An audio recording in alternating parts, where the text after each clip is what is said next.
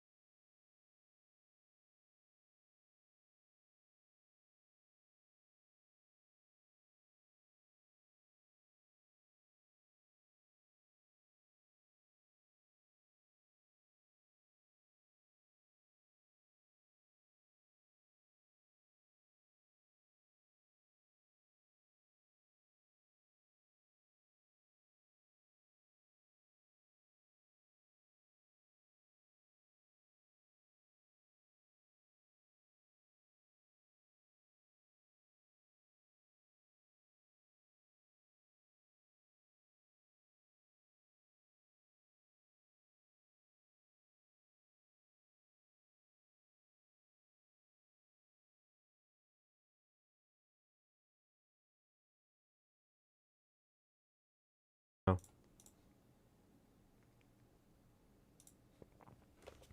What's good, guys? What's up? We're gonna take Yeah, a though. we're gonna take a minute to promote to everybody. Oh yeah, we'll get this shit started soon.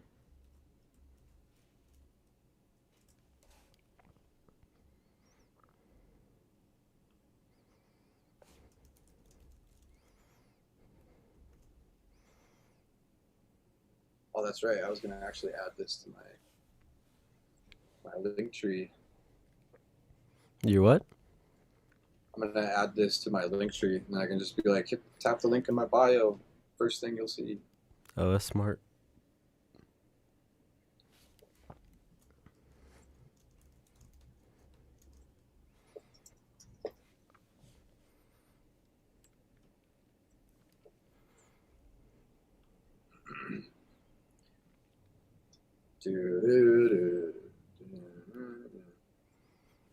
Well, I guess while we're waiting for some heads to pop in, we can probably just like for the people that are watching later on, come back to the video. We can always just like real quick explain who we are, how long we've been making music, what we make, that kind of stuff. So if you want to start, Yeah, for sure. cool. Yeah, my name is Ron. Go by Iraq, and I've been making dubstep for a few years now. Other than that, I mean, we're gonna really just see what's good in terms of like our skill set, what we know so far, and see if there's anything of value we can bring to you guys while you're chilling with us. Yes, sir.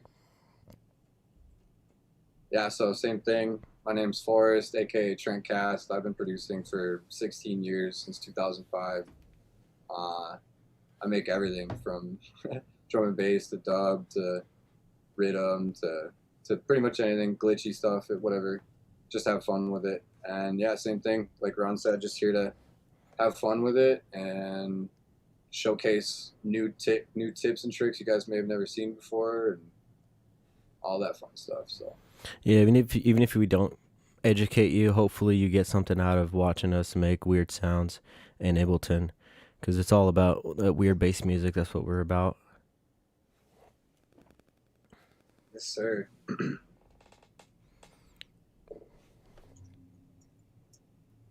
What's Sorry, up, so this Cuses? I is see you.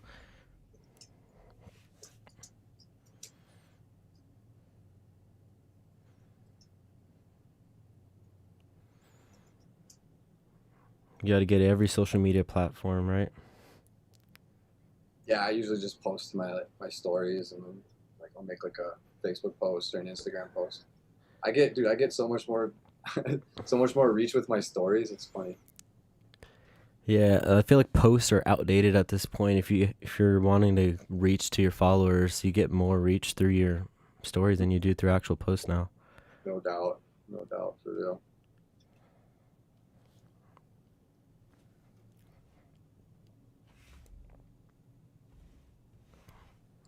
All right. Man, I look white as a ghost. Let me see if I can turn this down. I mean, I know I'm a white boy, but shit.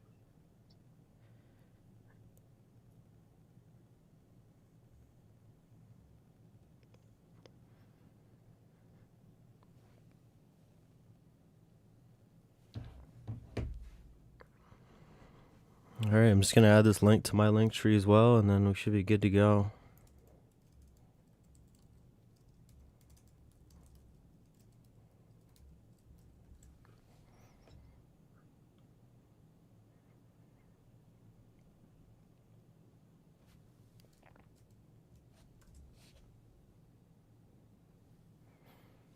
I didn't even show you this. I was messing around with this intro loop, so I can play that back a little bit, so that we can listen to something while we're waiting. Yeah. Why don't we actually? Yeah, I was gonna say just while we're waiting for some heads, just run it from the top. This is the only radioactive isotope in the West, so you better not miss.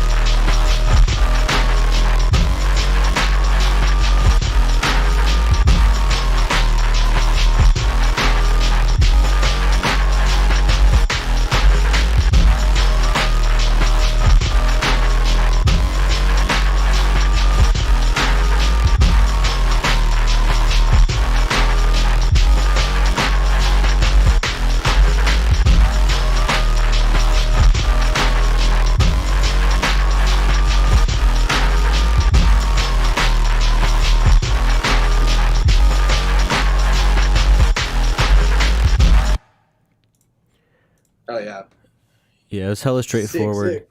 So you had serum layers in here at the start, but when we transferred the project, it's They didn't save? Yeah, some of the patches they just reset, so it's just like it's just a blank, just like a. Well, I mean, I kind of like those patches. I can always save them and send them over, or just make samples out of them and send them over that way. Yeah, so all I did was just open Faceplant, and then there's this Reese type of like mid-Z bass. Just processed it a little bit, and then kept basically everything else you had with like the sirens we had from the original, or what we started out with. Just added that on top of the Reese bass, and then the radio static, and then just made the sub follow that Reese, and it's not terrible. No, I like it. We'll need to clean it up a little bit. It's kind of grungy sounding, but I like the vibe of it for sure. The vibe, it's like perfect vibe for the intro of the song. So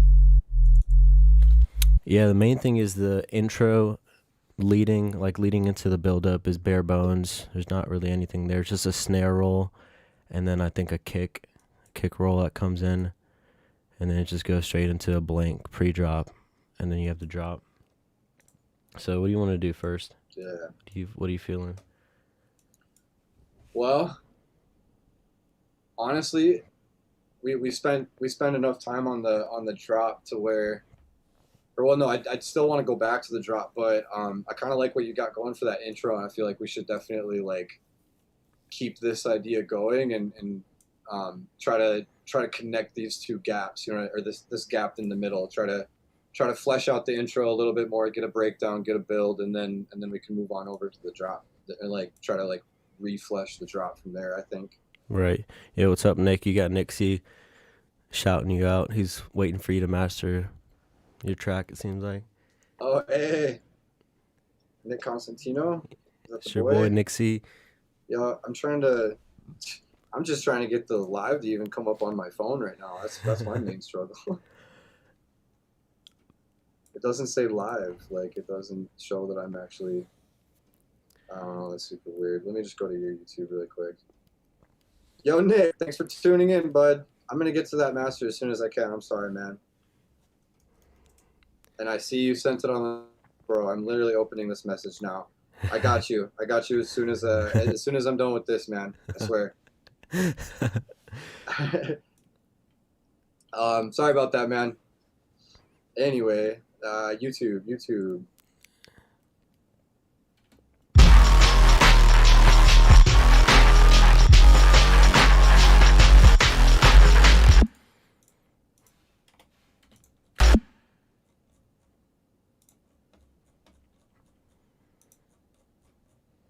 Is this?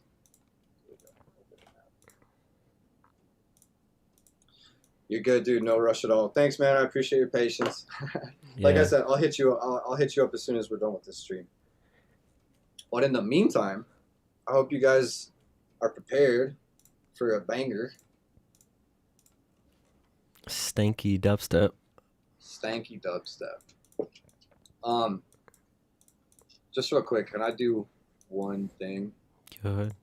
It's actually something I've just started doing for my masters that I kind of want to.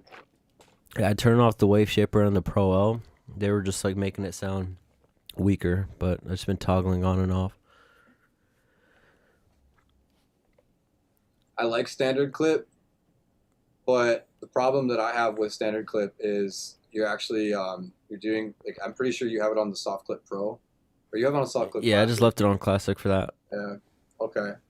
Still though, I honestly this algorithm, this loud, practically clipping. Hell yeah. It's like it's too clean. So I think we should try leaving this here. Did you do any boosting on this though? No, just straight up just literally capping just it. Straight. Yeah. Yeah.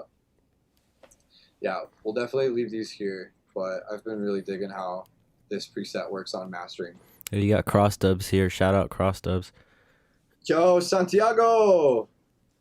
My man, my boy, mi amigo. Let me just really quick go back to the drop.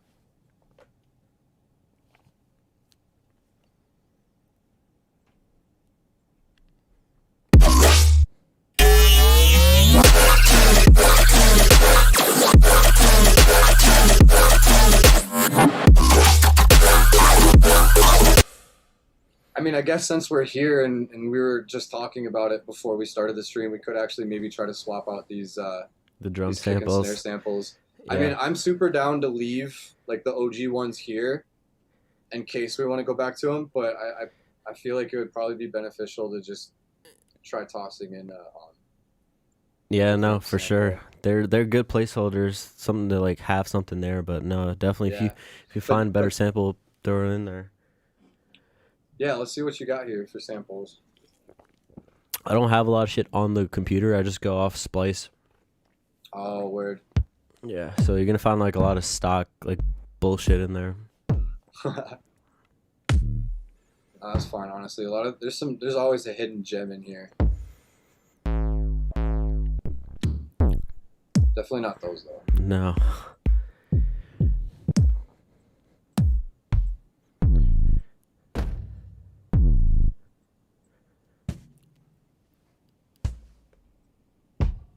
See, I think for this type of track, we need that more like a more like effing kind of kick. Like it's like super knocky, woody, like almost overly saturated, but Like a short transient or like a punchy kick. yeah, like a short punchy. Like, let me look something up for you since it's gonna be hard to find something like that. Yeah. Nothing in there. Let me pull up.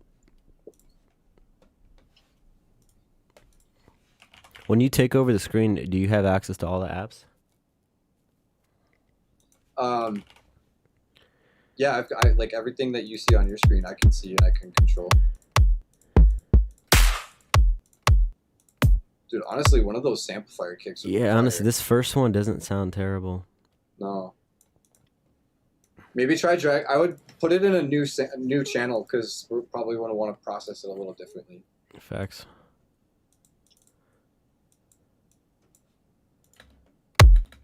Oh, also, secret tip that I usually don't tell anyone, but I'm gonna tell everybody on the stream Oh because yeah. it's a really dope trick. But shout out Dr. Ozzy for showing it to everybody. 'Cause that's where I got it from. Take the kick channel and set it to on the track delays. Put it to 5 plus 5 milliseconds. 5 milliseconds, huh? Yeah, this separates the transients, the kick and snare transient. It separates them, so the snare transient like hits harder. And then it's like the pre-active side chaining I was telling you about before. It's even better because now you're offsetting the beginning of the kick drum by 5 milliseconds. So you get that So- transit coming a little bit clickier, a little bit smoother. A little bit smoother, a little bit clickier, but then at the same time you're also making the clap layer Like the clap transient comes through first, and then the kick one does. So they're not like at 0 milliseconds on top of each other. Right. They're like literally one after the other in such a fast amount of time that you still hear it as like one solid transient. But I think that's what we were fucking up on, because that was something I wasn't doing for this. Yeah, nothing was And, like, delayed, because sometimes you can get away with just stacking a bunch of shit and like going for that distorted sound, but like that clacky sound with a little bit of delay works too. It just depends on samples. Yeah, definitely.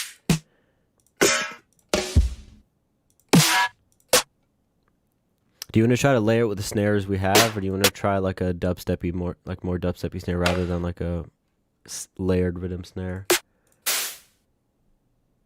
I mean, in my head, when I hear this drop, I'm really hearing like that like super splashy kind of clap. It's not really even like a snare. It's just like a really hard hitting clap with a lot of like bright tail to it. You know what I mean? You mean like the It's like wonton bass type of clap, like a cha? Yeah, or like the kind of claps you're hearing in like future rhythm right now. Like they're just Like like a big really splashy washed out. things. I mean, Yeah, kind of a not so washed out to where it's like can't even hear the transient, but you want something like that layered over it and just saturated to shit. yeah, maybe not as much saturation, but more like transient shit. You said you picked up the Oxford, right? Yeah. Yeah, Transient toss that bitch on designer. there. For everyone watching, this is the transient shaper. It's not just a transient shaper, it's the transient shaper. That's not it. What's the name No, of it's it? not. It's the Involution.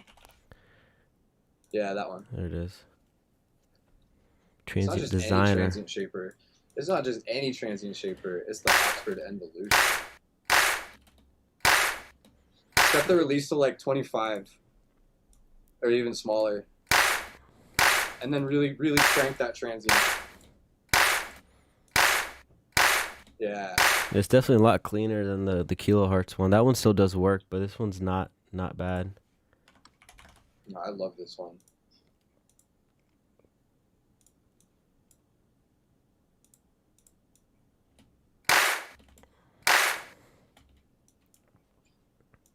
Nick C says, "Is Splice worth it to get? I've never used it."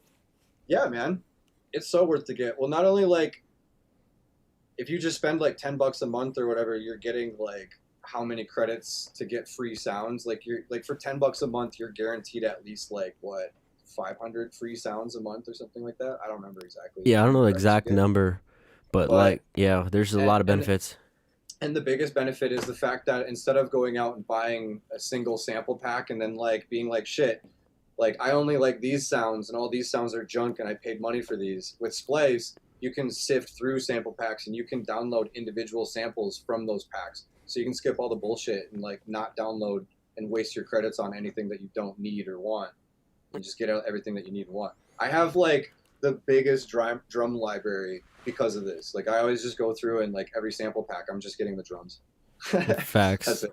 I mean, the way I look at it is what's more important to you. You know, if you're like actually producing, is Netflix more important or is banging out new tunes important? Because it's about the same amount of money, and on top of just like getting the sounds you want, like the favorite artists you have, more than likely if they're growing, they're gonna be putting out their sample packs on there too. So anytime some new artist comes out with something, you're basically getting like quote unquote the top of the line samples monthly or weekly or however, depending on what genre you follow. There's always artists putting out stuff, so you're always kind of on the latest samples. Obviously there's always stuff out there that you can't get on Splice, but to quickly put something together, it's helpful. I'd say it's worth it. Super helpful. Yeah, it's super helpful. A lot of times, like I'll literally just open the Splice app, like while I've got Ableton open, and I'm sure you do this too.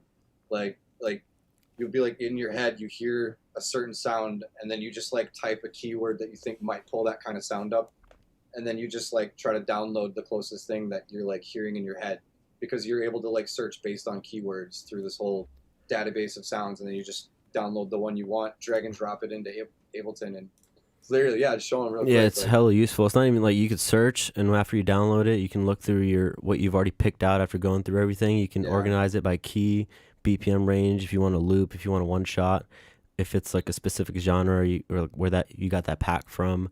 If there's a certain like category, like if it's a drum, a perk, a clap, like whatever it is, it makes it easy to get ideas so down. nice. We're kind of selling spice.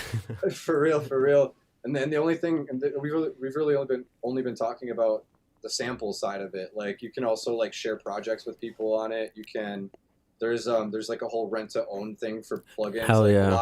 A lot of my favorite plugins I'm renting to own right now through Splice. Like I pay like $20 a month and I have full access to it. Yeah. Instead of paying like $300 for a plugin. Yeah, nobody wants to do that, so yeah, exactly. It makes everything easier. Super beneficial. But anyway, yeah, we should get back to this tune here. No, it's so definitely worth it. Kick and clap. Ooh, I like that. Just the way that sounds. Like I don't think that is. Play it again, just from like the first bar. I'm trying the other. Yeah, that one right there might work. That third snare layered on top of the new clap, because it adds like a little bit of clack to it.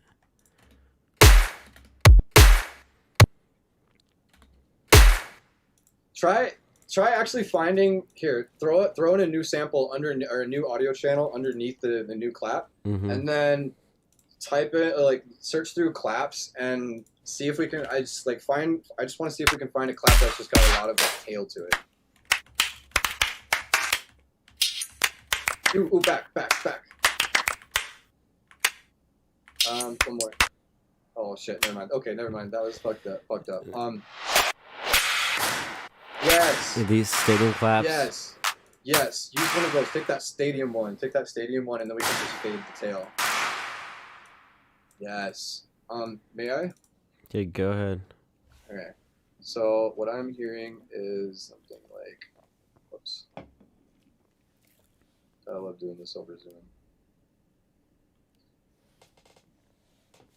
So we would fade it in ever so slightly like this. Fucking hell, Zoom. Oh my god. Just give me back. No, I got you. Give me back. You're just trying to get a little bit of like that, right? Yeah, I was trying to get like about that much of it, a little bit more, and then this tail I wanted.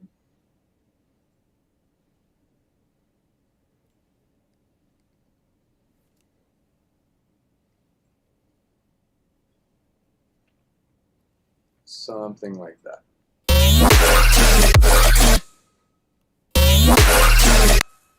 Yeah, the thing about these new kicks is that old kick is fucking stompy as shit. It's hard for like to match it. Yeah, it just doesn't have the same. None of that. Try turning off the new kick and just turn on the old one with those new claps. That might do the trick. You have decapitator, or not decapitator, but disperser, right? Mm-hmm. Yeah. Try this real quick. We got Barely Alive over here. Make a dubstep kick out of it. That's what I'm saying. Right. No, I've seen in their video they've actually thrown that out there as a tip. Yeah. It's a really dope tip. Yeah, there we go. Perfect.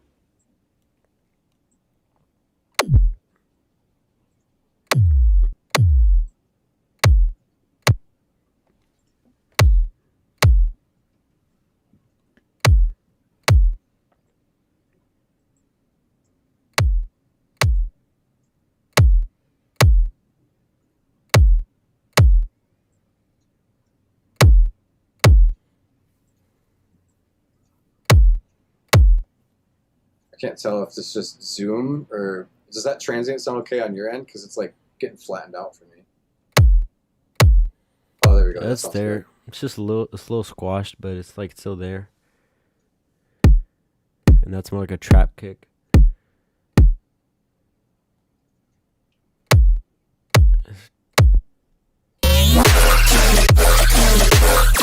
There we go. That's it. Yeah, you're trying to get like I see what you're going for. Yeah, I want that more virtual righty kind of kick. You know? It sounds like kind of like Bandles. If you listen to Bandles, that's like how their drums sound. It's because they just use disperser on it. Probably. Let me turn off everything else and just like hear that first. It might need to, honestly, at this point, I would recommend just freezing and flattening the kick really quick so we can refade it. We'll just like resample this kick because I like how it sounds just like that process. Not gonna lie. And then because it's gonna have look at that tail. Make this kick like just under an eighth note long. Yeah, something like that. Yeah, more like that. Probably with more less of a fade because the all the low end is at the end of the kick there. Something like that. That'll work. Yeah, that'll work. Yo, shout out everybody in the chat. Sorry to throw you guys off, but thanks for the info. Dude, you guys are welcome. Of course, this is why we do this. It's fun too. Splice has clean samples. Okay, something I did not mention about Splice though, Nick. When you do use Splice, something to note is that pretty much every sample on it has been processed to like the brink of destruction, meaning like you're really only going to be able to compress it or saturate it so much more. That's not the case for all sounds, but most sounds. Yeah, some of them are already a little overdone too, so you got to be careful. If you process them again, you got to kind of be careful. Unless you're making dubstep, yeah, then it doesn't really fucking matter. But the idea behind splice samples is they literally design them. A lot of the artists that design these splice samples is they're just like, yo, I'm processing the way I would process this in a mix. So these motherfuckers just have to drag and drop it, and it's that easy.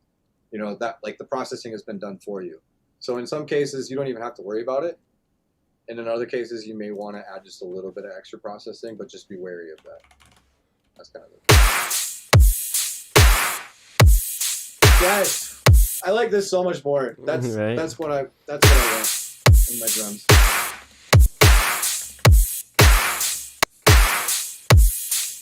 Oh wait, hold up 1 second. Oh shit. I wasn't sure. I know. Sorry. Thanks, man. All good. Me too. fuck that up. I got some of those and some more IPAs. Sick. Let's bring you a beer. Did she bring you a beer? Yeah, bro. She came in clutch. My girlfriend just brought me a twisted tea and a McDonald's cheeseburger and some fries. Yeah. Damn. That's the way to do it. I'm waiting on mine to come in too. Just kidding. She probably's watching. All right, I guess we could play through it one time for the people just joining in, so they can see what we have so far. Yeah. Let's go from the just before the pre-drop there. Leave that off. Leave With all the new that off. with the new drums. Yeah. Oh yeah.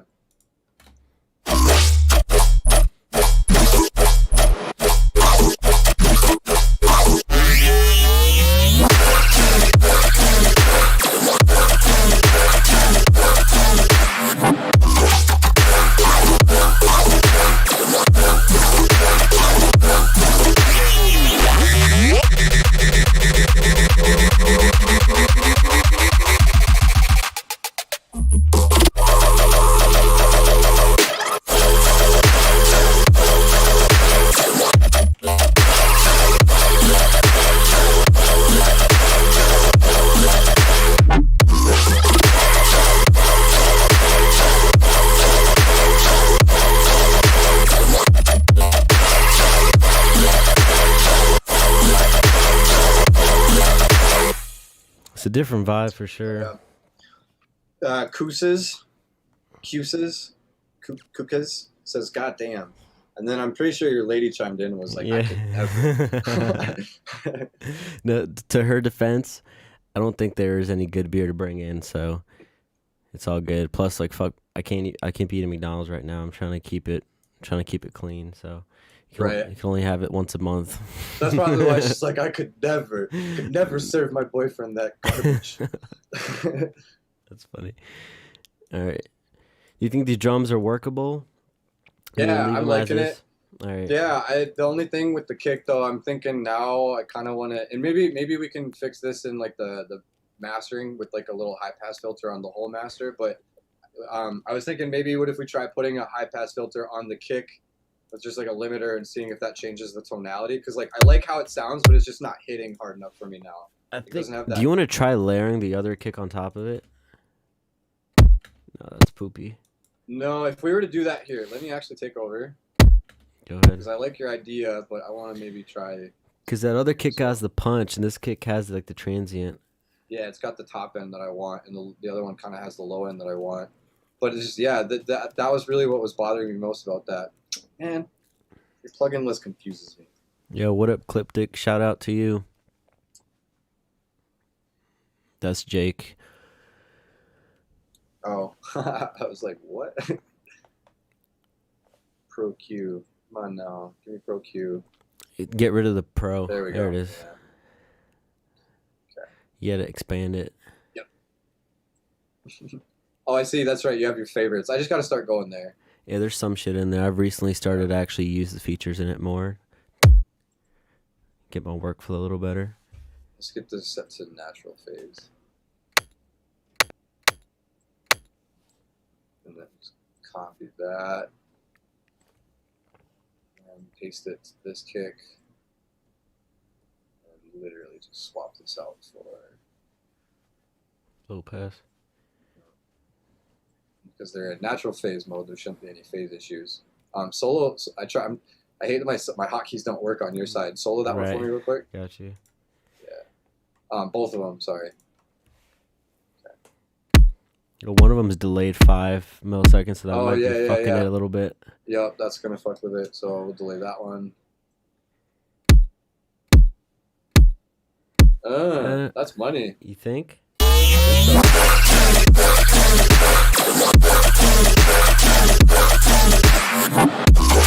Yeah, I actually really like that. I'm not gonna lie. In context to the mix, it sounds really good. Yeah, like, it fits has in more there. weight to it. It's got best of both worlds, like you were saying. It's got the low end of this guy, which I liked, and then it's got the top end of this guy, which I liked. Yeah, I guess we can always spend time tweaking it and mixing it later. I mean, mainly the flow for the first part is definitely there. Is there any like parts of the flow that are there that you don't fuck with, or? Let me hear it again.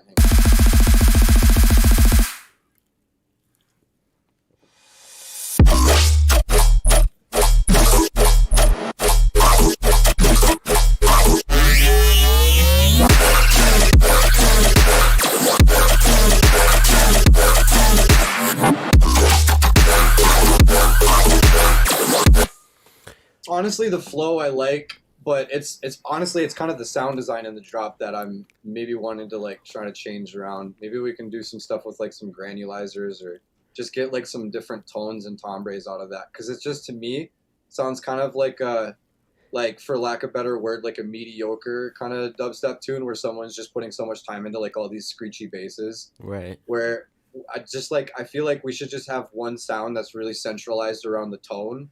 Like one synth is the tonality, and then we just kind of have like sparkly, detailed sounds that layer in over it. Right, build off of it. I like the flow, but I kind of want to change the sound design almost completely, but not entirely. But hey, chat, everyone in the chat, let me know. I'm gonna play this drop again.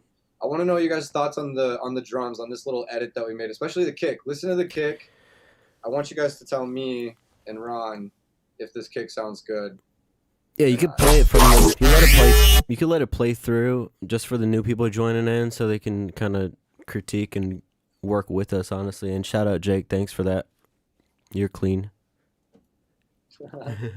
How from like right here from the intro? No, just that pre-drop, like what we just played, but Okay. let it go to that B yeah. section so they can get a feel for like that sustain. Well, let me just get this layer in here. But before you play it, actually, let me do one thing. What's up? Because on the kick, since they're layered now, I don't think we need to send it through the bus as hard. I guess that doesn't sound too bad. Yeah, I would just I'll leave leave it the way it. it is. Yeah, I would leave it. Yeah. All right, let's do it.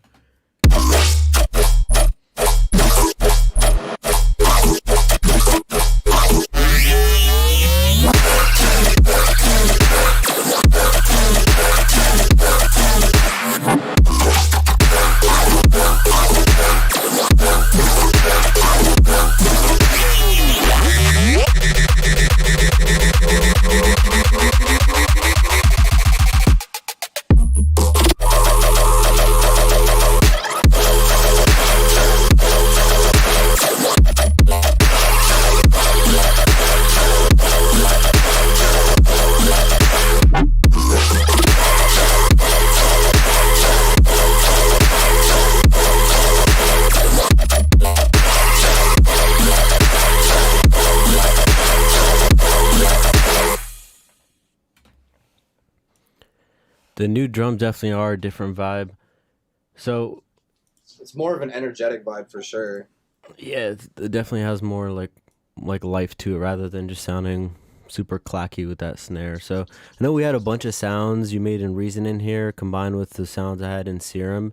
Do you want more like Reason sounds and like Reason to be the main tonality behind it? Because I feel like that sound that you get from Maelstrom is just it's harder to duplicate, especially with like your skill in cooking up a sound in Maelstrom.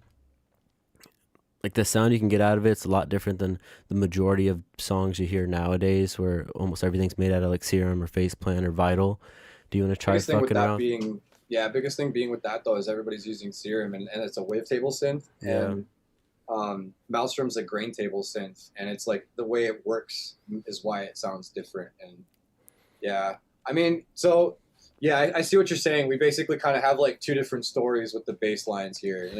Like We could definitely So keep it it's- going with those sounds too. I'm not saying not to combine them. I'm just saying like have more options to fuck with the Reason sounds because I love like chopping up and then making flows with the Reason sounds. So if I had more to like mess with, more like Reason sounds, I think that would sound cool because Serum sounds are fun too, but like the specialty of this song is those weird Yeah. like chibs, almost like ominous type of weird sounds you're not gonna get out of this like what everyone's Yeah. using nowadays. So I mean, if you're wanting to kind of lean more towards that direction, I mean, we could probably try doing one of two things.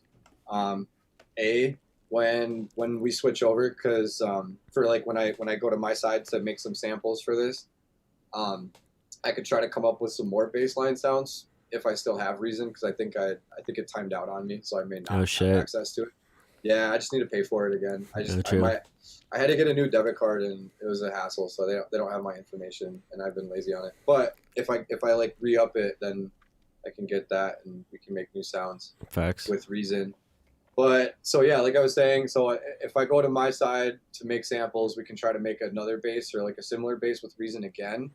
Otherwise, we could always try to just do some we could do some like granulizing with the synths that you made, like to run them through a granulizer, or we could try like warping them, do like texture warping or tones warping, just like doing some sort of like audio edit warping to your synths to try to get them to match kind of the quality and tone of the other synths. I don't know. There's a couple different things we could do, but I guess it really just depends on like what we want to agree on doing. You know what I mean? Like which direction we want to go with this drop.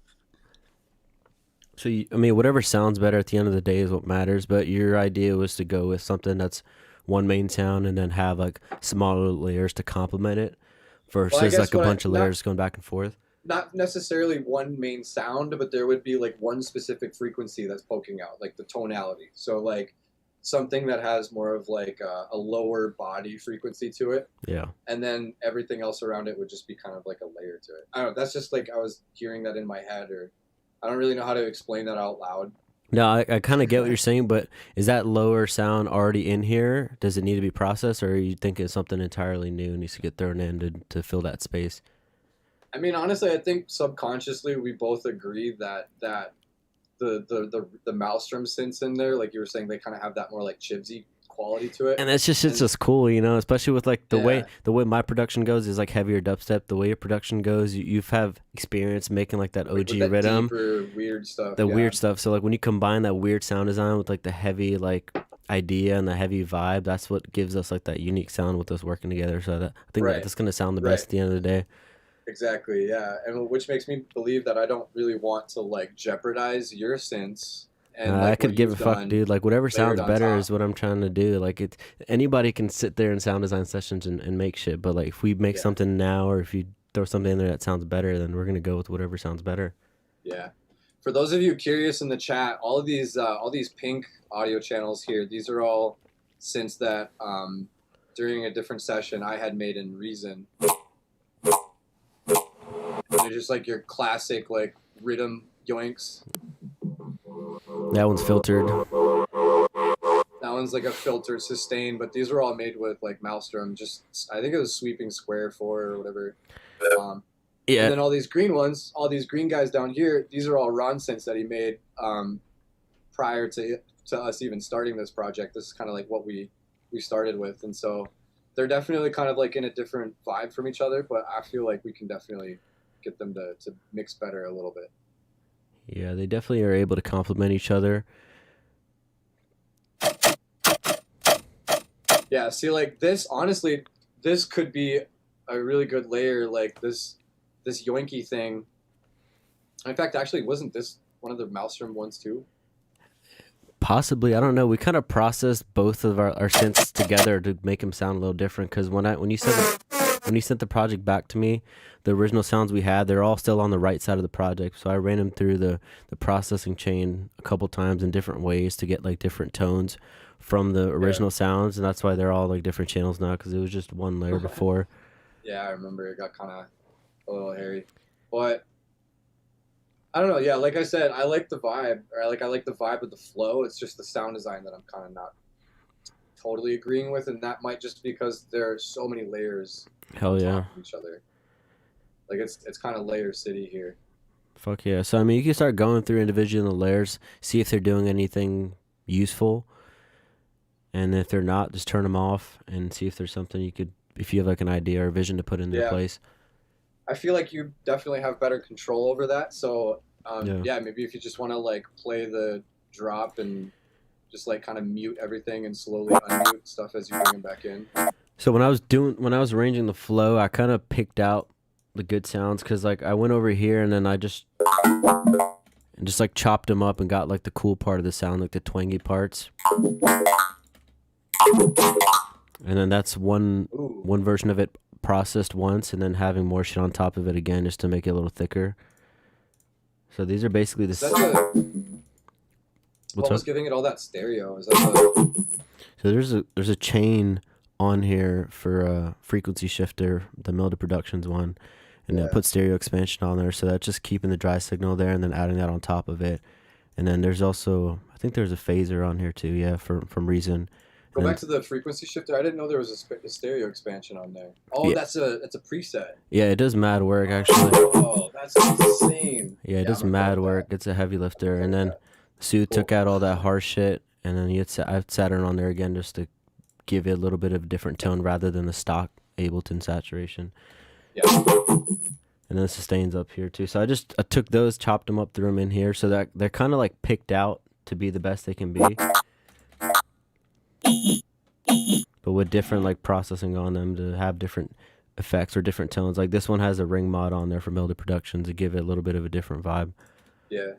And then there's also this one. Yeah, it's cool. It's got that like 8-bit kind of sound too. And this is like these are like the main like clacky, like chibsy types of sounds. Yeah. Like you can make a whole song out of that sound basically if you're trying to make rhythm. So when I was talking about sounds having that tonality, I really think these are the ones that kind of have that tonality. Like they have more of that low mid frequency that comes through and it's a little bit more present. Yeah. Than like the highs. So we could maybe try to use those as like the main central tonal layers and then just work all this other stuff around it. I mean, we pretty much already did that. So I think at this point, honestly, it's maybe just maybe we just need to kind of just decide like what to get rid of because it is, like I said, it's kind of a busy. Yeah, if you can't hear it, if it gets washed, then it's not doing any good. And yeah, those together sound actually really sick. You should literally mute everything but those, and then just play the drop like that. And then, like I said, this is kind of how I like to work sometimes when I've got like this kind of setup for an idea. Like if you just mute everything and then unmute certain things and bring them back in.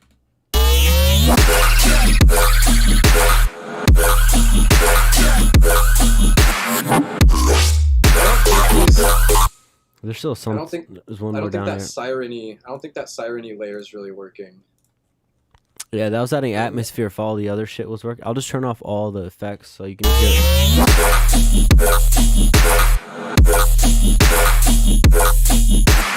Yeah, that's sick. I don't really think. Yeah, that's a different vibe completely. That sounds pretty sick, honestly.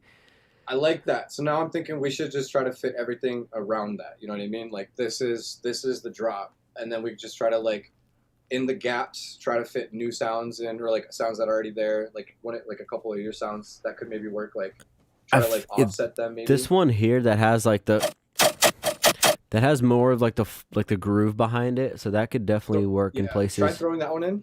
Try throwing that one in with it.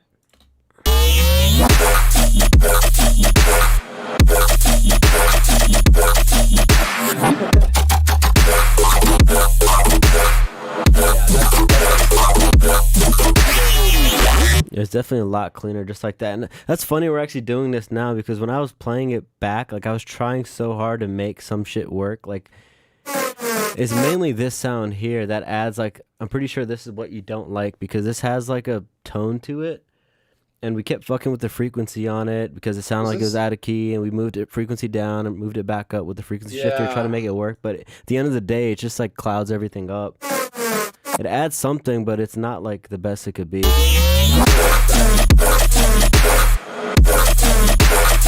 It just it changes the vibe of it too much, I feel like. I don't know. What does chat think? What does chat think about that layer? That layer is questionable to me too, but what does the chat think? What up, Maestro? You got any input on that last synth I just played? This one right here. Is it garbage or is it worth keeping? Now we have to wait 30 seconds for an answer. I mean, we could always just like turn it off, and then if we have like a pre-drop section, that's the sound we can use to tease it, because we know it's like not as heavy as the other shit. So if you tease something weak like that and you bring in that heavy shit, like that can do it. That's like how Danny or Sudden Death does in Rise. Literally just that will be in the build, and only the build, and it filters in with like reverb and some automations. I like that idea. The whole nine just like washed out. Yeah, that's smack. Sometimes you gotta keep it simple, says Kousis. There you go. Am I pronouncing that right, bro? I don't want to be saying that wrong. No, that's right. I know him. Cool. Okay. Kousis. Motherfucker, can I hear that? Oh, it was a group song. Yeah, I was losing it. I don't think these yoinks fit. Yeah. They could maybe fit. They could maybe fit as like a different, like in like a second drop maybe. Yeah. That doesn't really fit either. No, I just get rid of that one. I personally don't like it. And the noise. Yeah.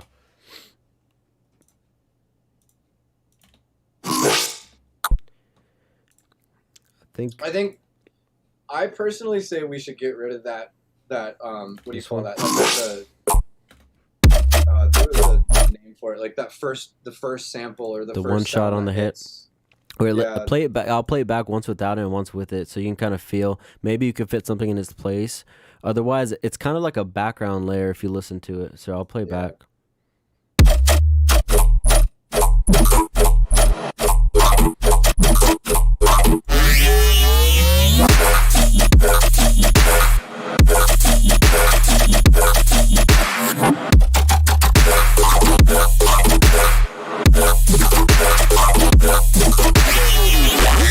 Yeah, I'll turn it on.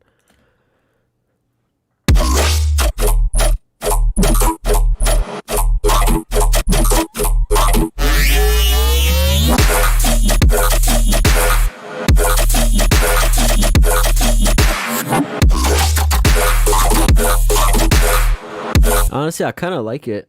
It like fills out the space, because I don't know if you're listening, but if you listen to like something like that doesn't sound bad, but it kind of fills out some space. You fuck with it or no?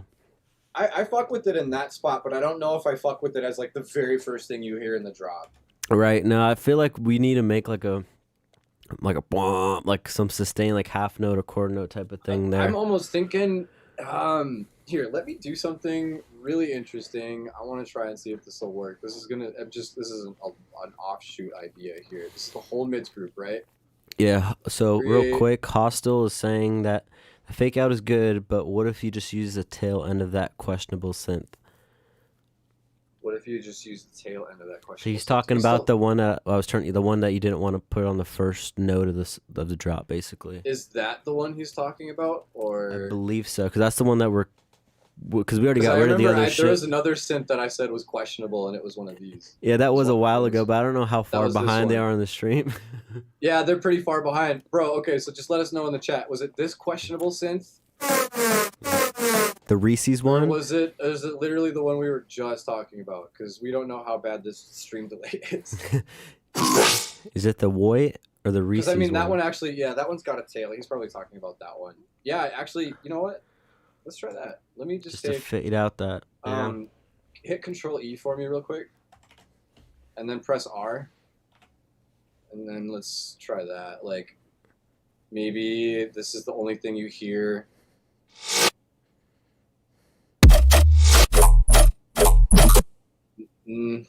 I don't know about I that. I like homie's idea, but I don't know if I'm executing it properly. But let me just go back to the idea I had before I lose that. Yeah, he said the Reese's one, so he's not talking about that one. He's talking about the one that it was we the already first got one. rid of. The It one was I like was that talking about lasery. using for the pre-drop or like any sort of pre-drop. Yeah, that lasery like down pitching one. It's more of like a saw wave actually. It's more of a saw wave kind of synth. So I want to take. I really just wanted to try taking this whole mids group. What's wrong one? Let's just try this. I'm just gonna record as much of this as I can.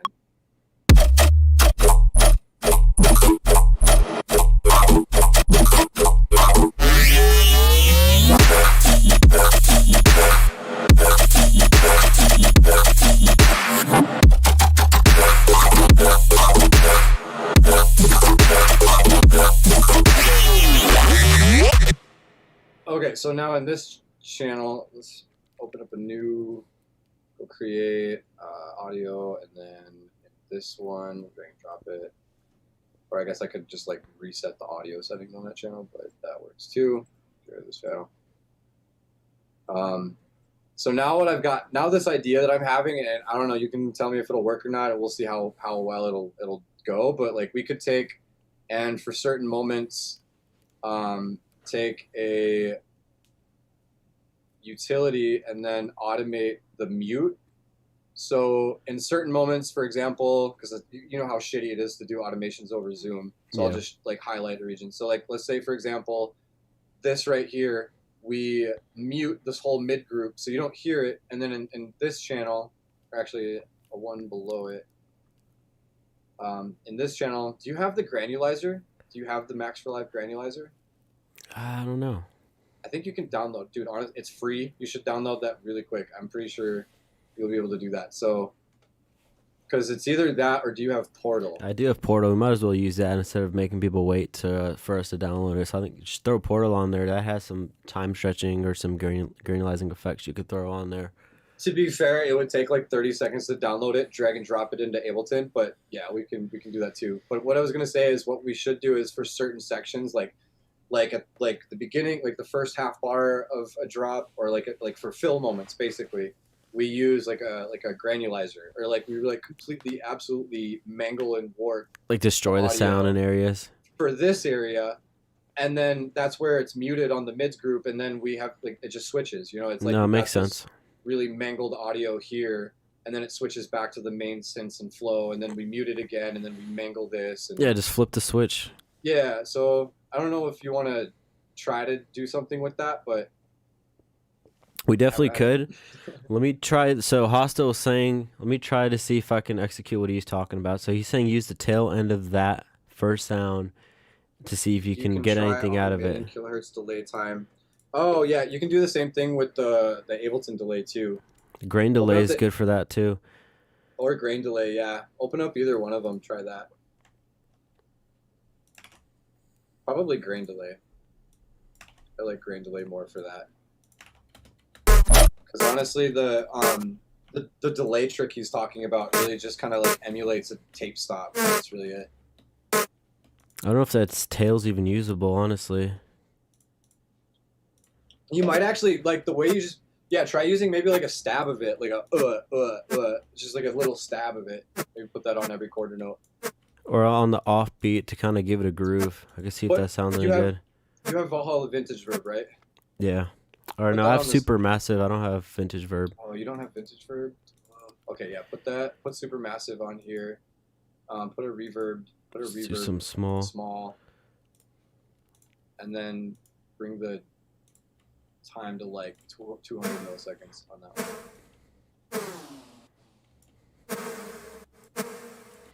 That's actually way longer than I was thinking it was going to be. Yeah, something that's short like that. 60. Yeah, that sounds good. Just like, wait, even shorter than that if you can. Yeah. Perfect. That's it. That's the room. That's the room sound I want on that layer. Yeah. Yeah.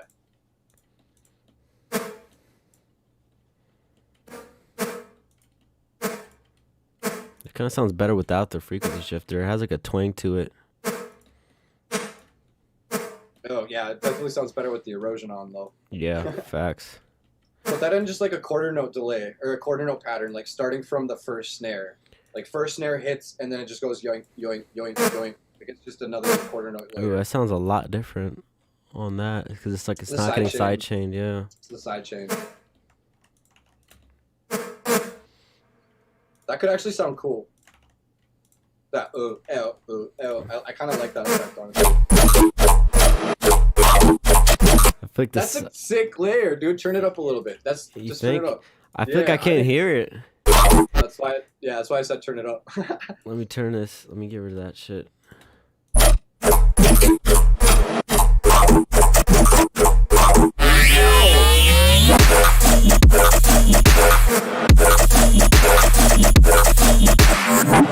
No, it definitely is. It's doing something. It's a nice layer, honestly. I like that. It's like kind of adding to the tonality to it. I don't know. That's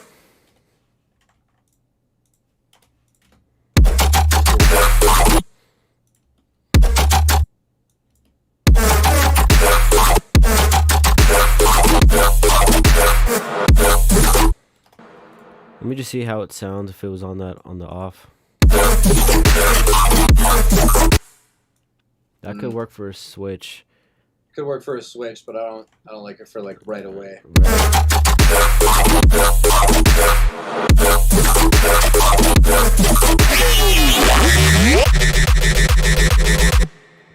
That was a good idea. I'm glad we got something out of it. Yeah. There's actually one more in here. I thought there was one more. That was like a slightly different. Take that layer.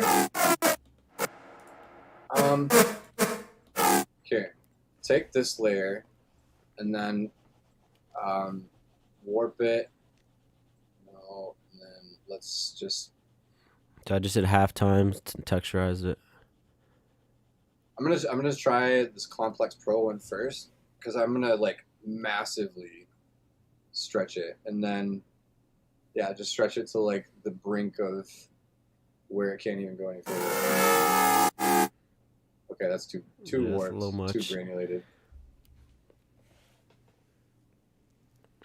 Yeah, shout out Hostel for that idea. We did exactly what he's saying to do, and it worked. That's exactly what I was trying to describe. You done it.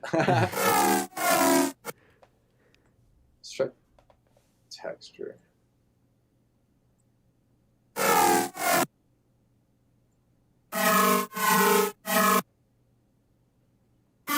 Maybe if we just make these like little eighth note hits from what we have already. Like, Yeah, just no, make that's, this what I little was gonna do is faster. basically do the same note, like do the same like style of note, but with that different tonality sound, so we have a variation for it. Because when you stretch the sound Right. out, it just sounds like ear rape because of all the. It's got so much space in that waveform. When you stretch it out, it just sounds too granulated. Right. No, I didn't like how it sounded stretched out, but I'm thinking, what if we did like this as a layer? Just get rid of this. That looks like it's in triplets, honestly, but I don't think it's on grid. I think it's just like going at its own. It's going no, at its own pace. it is going at its own pace, but It's I close. have it like almost perfect to Yeah. a triplet note. That actually might even sound better just to have it slightly off. You just have to fade the fourth note that snuck its way in. Yeah, I might have you fix that, but I'm just trying to get this laid down as like a I got you. placeholder because I just want to see what this would potentially sound like.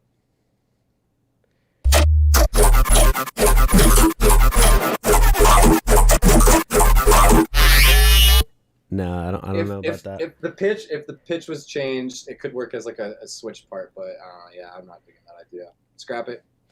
Here, let me try to get that one sound I was fucking with and just use that as like for the B section how it switches up, because that part needs a bit of cleaning too, so we can go back through that and then keep the layers that actually matter. Yeah. Because we have that one, so I'll just run it through the same process and see if it gives me a different tone.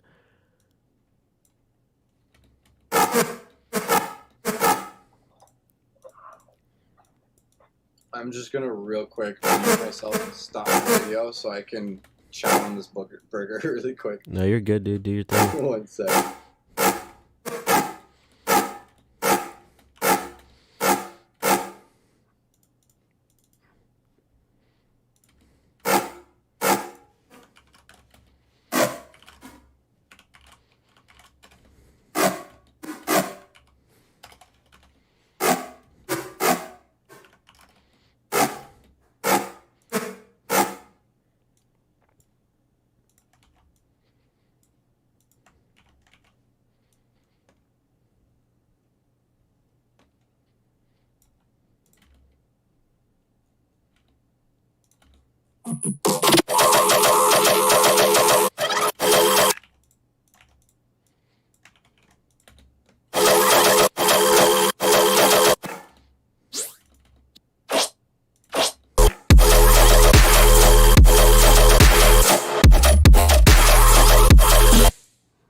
Can't really hear it.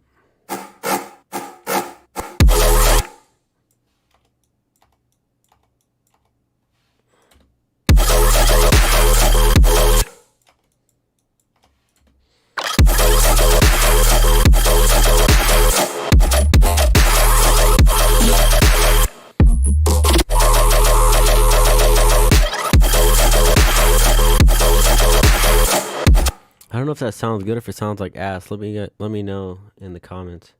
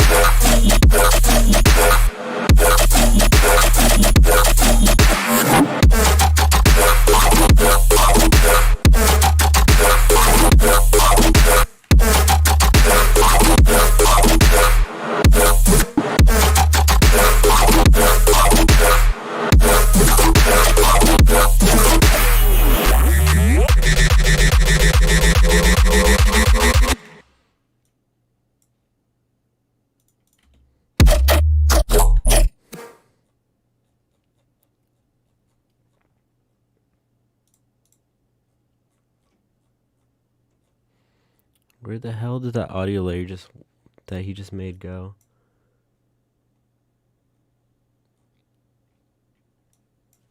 Let's see if I can use this.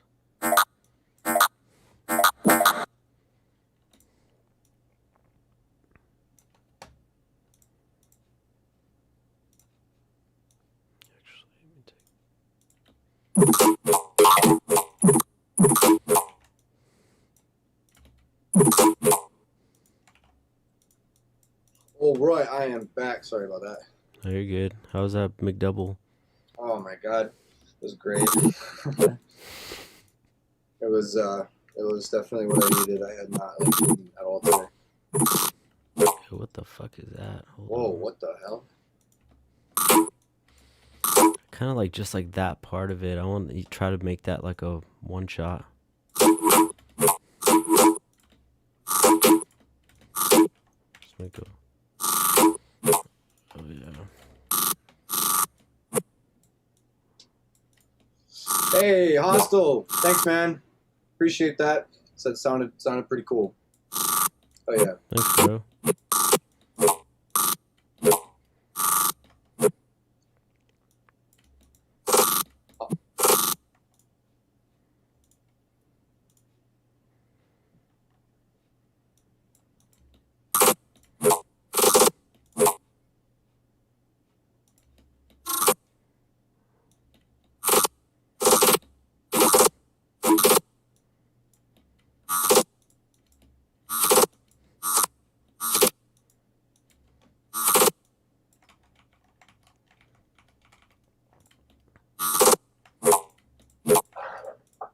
Everything was better before the grain, honestly.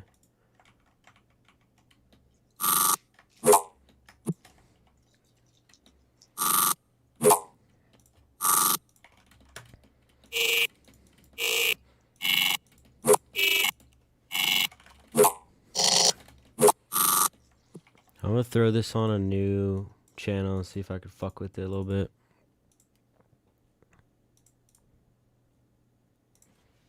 Maybe Portal will do a trick. Let me just save this before we get fucked. do that. Because I feel like Portal is like a big plugin. It fucks things up sometimes. Dude, I know. Even though I'm Yup, only at that like is 15%, it'll still pull some shit. 100% an amazing habit to get in is saving like every 5 minutes.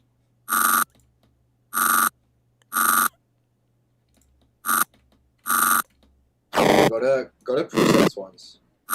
What'd you say? Go to presets? Yeah, go right off the top there. It's which one is it? Hang on, I gotta remember. Pitched and glitched, I think. Yeah, I think it's the pitch. It's go back to start here. Oh, the Where's that actual first? preset? Yeah, it's right there. Okay. Pitched and glitched.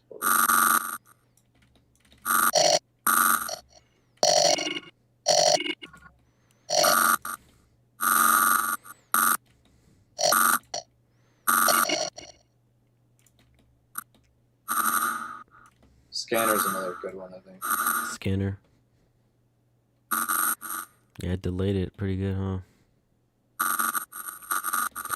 So I'm trying to go for like a texture versus like a delay effect. Do you know if there's anything in here like just straight up just like fucks it up? Let me open up my Portal and look at the ones that I've got saved. Because like you know how there's those stars next to the I've got a couple of them favorited. So Oh yeah. find that. I gotta open Ableton real quick. I wasn't. I should have had Ableton open before this, I guess. How do you initialize it? How do you initialize? The patch? Portal, yeah. Reset. Um, No, that's not it. I guess I'll just throw another one on Yeah, there. I usually just I'll just delete it and make it.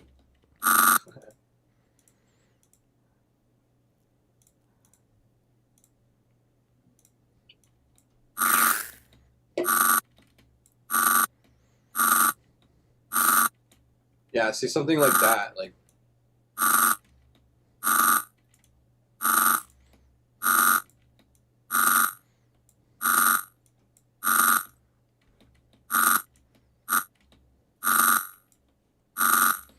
And I'll throw like a spam on there. A disperser spam, see if that does anything good.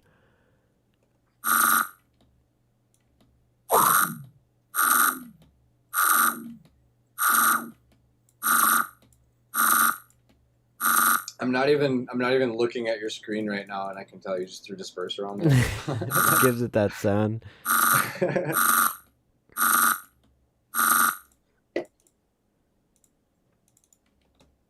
Yo, this is weird.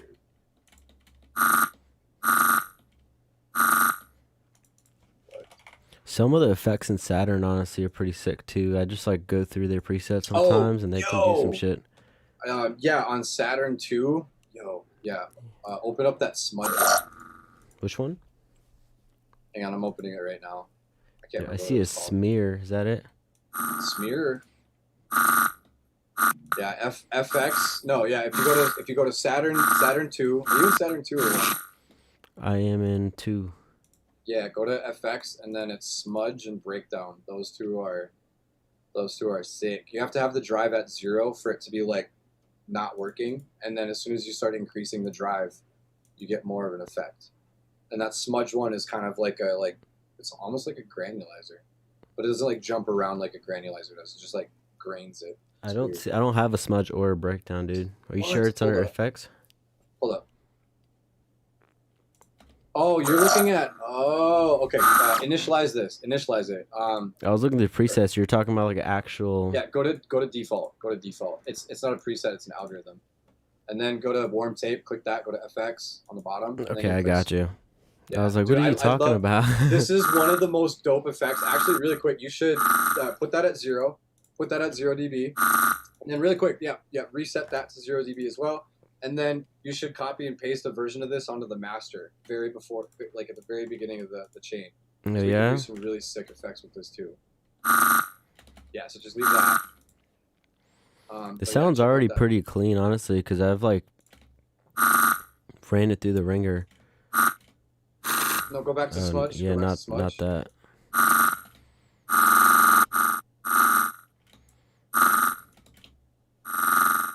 Dude, maybe on this sound it won't work as well, but here, check this out. You made me think of this, so I want to show you really quick. But if you actually, like I said, if you do this on the whole track, we can have moments where we like automate this guy. Oh, yeah.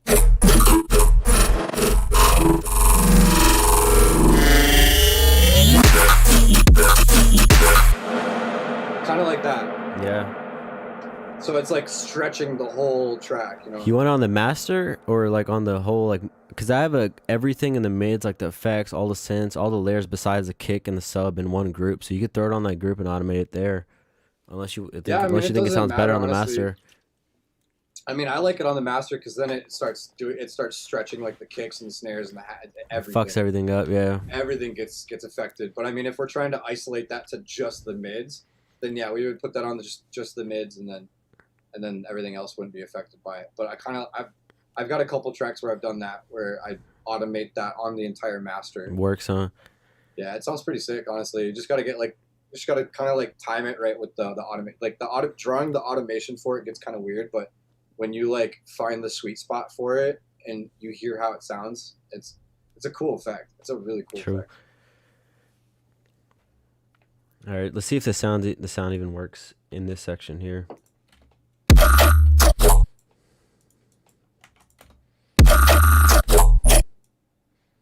I think maybe if you were to just delete the second loop of that, yeah, delete that one, and then maybe actually just deactivate that one or delete that.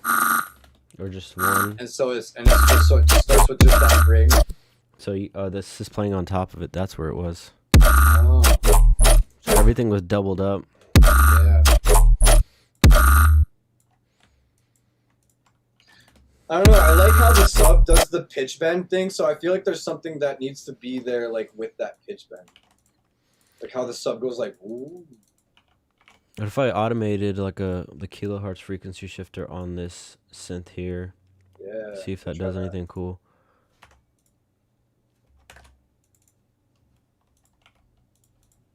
Like make it kind of follow. Yeah, try to have it follow like the same shape.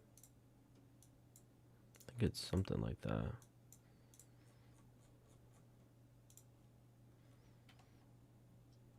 Yeah, obviously, I'm not going to do this drastic because frequency shifter is going to fuck up the sound. Yeah. I want to try to grain delay. This is kind of, this reminds me of?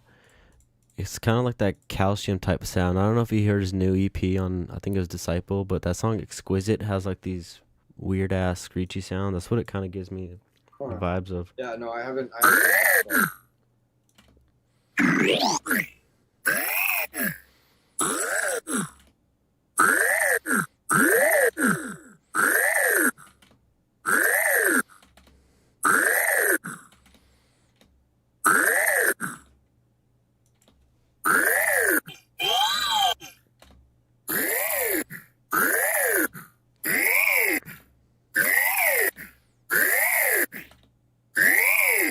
almost like that when you had it lower the pitch.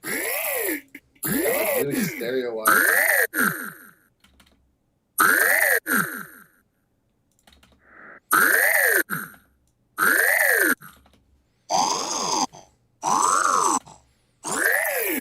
If we automated the pitch,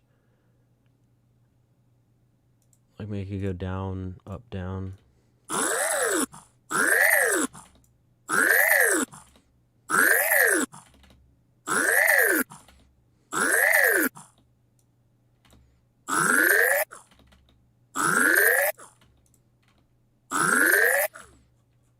Play that with the sub. I feel like towards the end, that pitch bend, like as it's going like, it needs to like come right back down just before, like that. Well, like listen how the sub does it. The sub goes like, Ooh. Well, you wanted to go like follow it up and down. Kinda, yeah. Yeah. Like the sub goes back down just before the snare hits. Play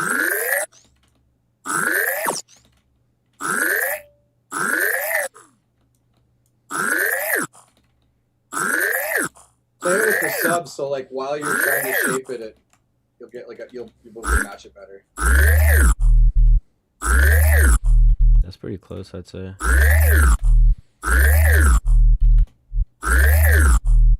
I think it's coming down too soon. Look at the sub automation. It's coming down on the sub automation. It's like It's kind of right like the there. last, like yeah. right So after that's that where I eighth would note. that's where I would put the bend.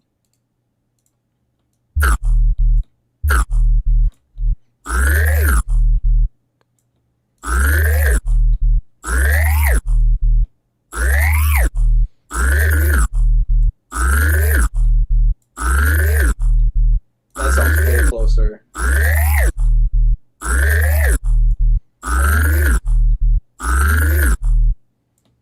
Just like that.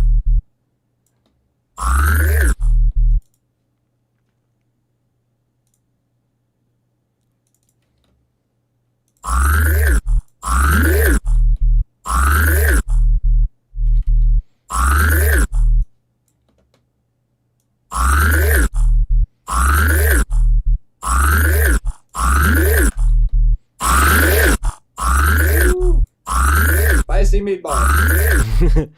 Too much sausage fat in there on that one. I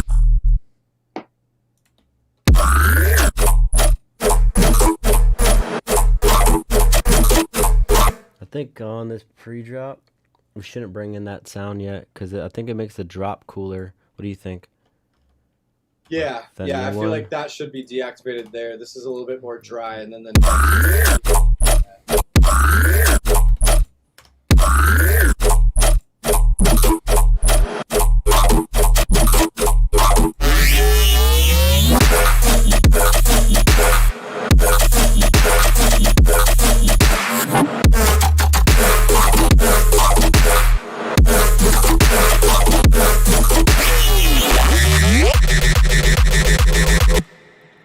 Turn this down just a little bit. How long is this first part of the drop? Is it just eight bars? Yeah, it's short. That's why I kind of feel like this build comes in a little quick because how some songs have it because structured.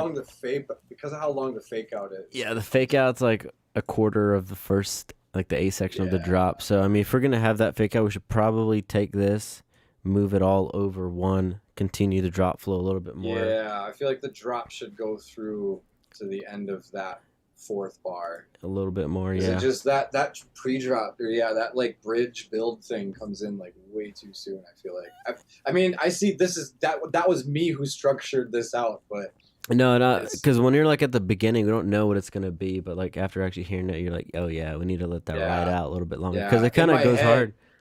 In my head, I was like hearing this like excision set. A lot of like the songs especially when you're doubling them, you'll run into it a lot. Is they'll have like 8 bar, but then an extra like 4 bar, an extra 8 bar build in between like a regular drop. And the songs you double it with have to be like that same structure, or you have to make like an edit of them just to make it go straight into that B section. So we're gonna have to add an extra section in here for it to build. So if you want to go for that, got to come. The B section needs to come. Like right here is when it's gonna start. Because right now it starts right here, so everything's gonna get shifted over one. So this whole section will be that part of the drop. Wait, hold up. Now I'm just realizing, why is the fake out start at bar 49? Because we started out a song later because we had talking for the intro, so we just like moved it over a little bit. That's why. Oh, okay. Now I see it. Now that you're zoomed out, we had that talking and shit. Yeah. So, yeah, honestly, from bar 61 to 65, we just need to continue the dropout. Like that little bridge section does not fit there. Yeah, no, we gotta continue. Or if it was gonna go there, if we're gonna go with that idea, I would take from bar 61 and over. Like that. Yeah. Basically, let me get rid of that end piece too.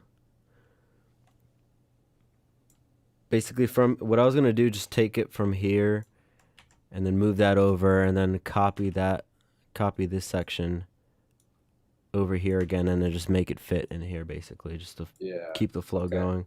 make I it like slightly that. different. Yeah. So, Yeah, because that I looks had like the it'll sound a little better. yeah, and then I guess we could keep that going because it'll keep it interesting and keep them like headbanging or moving around for a little bit, and just switch up this like that little section where you have that fill where it goes.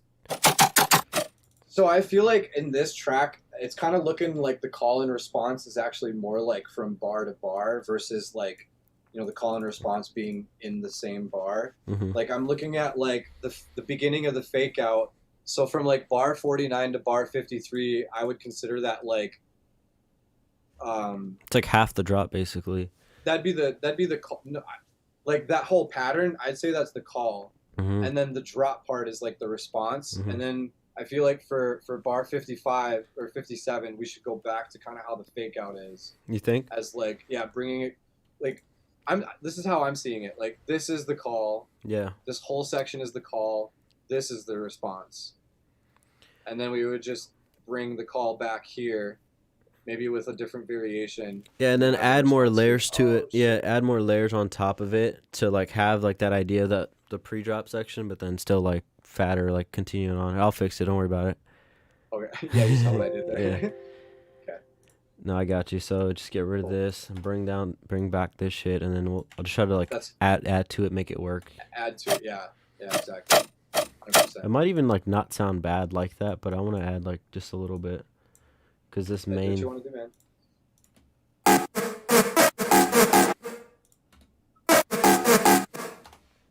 So yeah, this is my favorite way to collab. Like when you actually like get to like discuss what should happen in the track and like Right. conversate about it rather than just being like, all right, here's the stems, bro, and then getting it back and be like, what the fuck did you do to our song? Let's go back.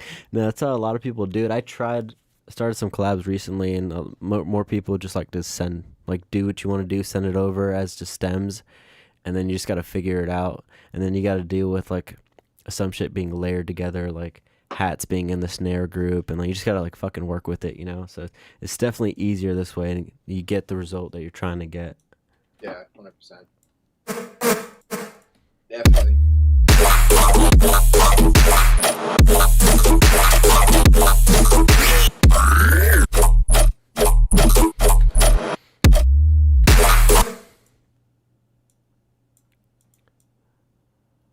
Can I just do one thing real quick? Here, let me do one thing real quick. I just want to make it go da. You know what I mean? Oh yeah. Da-da-da-da. As like the as That's this gonna section. be like da-da-da-da-da. Oh, I see what. Oh. A little bit slower, yeah. Yeah, that little The rhythm bounce. You know what I rhythm mean? bounce. Da-da-da-da. Yeah. Yep, you already know. Da-da-da-da. Yep, there it is.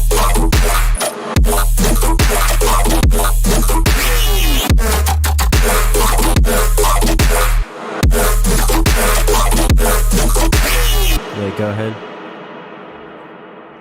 Oh, you know what, dude? You know what I totally forgot to have you do? What? I forgot to have you throw a invite link to the Discord channel. Oh yeah, dude, I To the I Discord totally server. thought about that. I shouted it out and told everybody like an hour or two before, but Oh, you know what? That's okay. I'm making a permanent invite right now. I was gonna tag. I don't know if I have the ability to at everyone in it though. No, I don't think you do.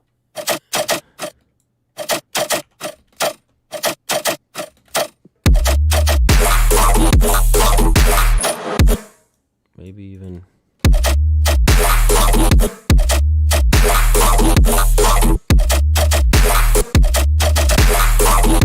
A little bit quicker.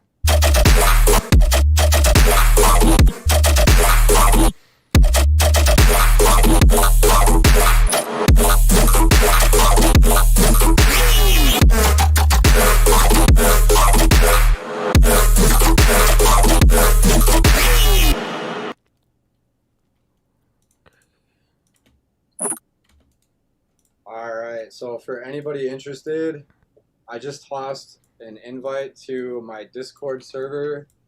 In my Discord server, you guys are more than welcome to like share tunes, share samples. There's challenges.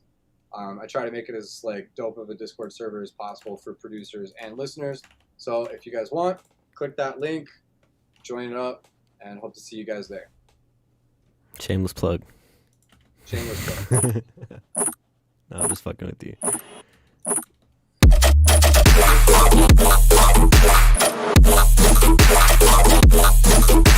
I guess I can't, if we're doing that cold call and response thing, I can't have it that, I guess that is basically the same as, let me just. I mean, I feel like at this point, this track is kind of moving from like 4-bar to 4-bar. Is that a 4-bar? From 49 to 53, or is that 8? Yeah, that's 4. It's 4. So it's like I was saying. It's kind of progressing. Like each 4-bar is like a new progression. That's kind of the way I'm looking at this drop. Yeah, I'll play it from the get, so we like.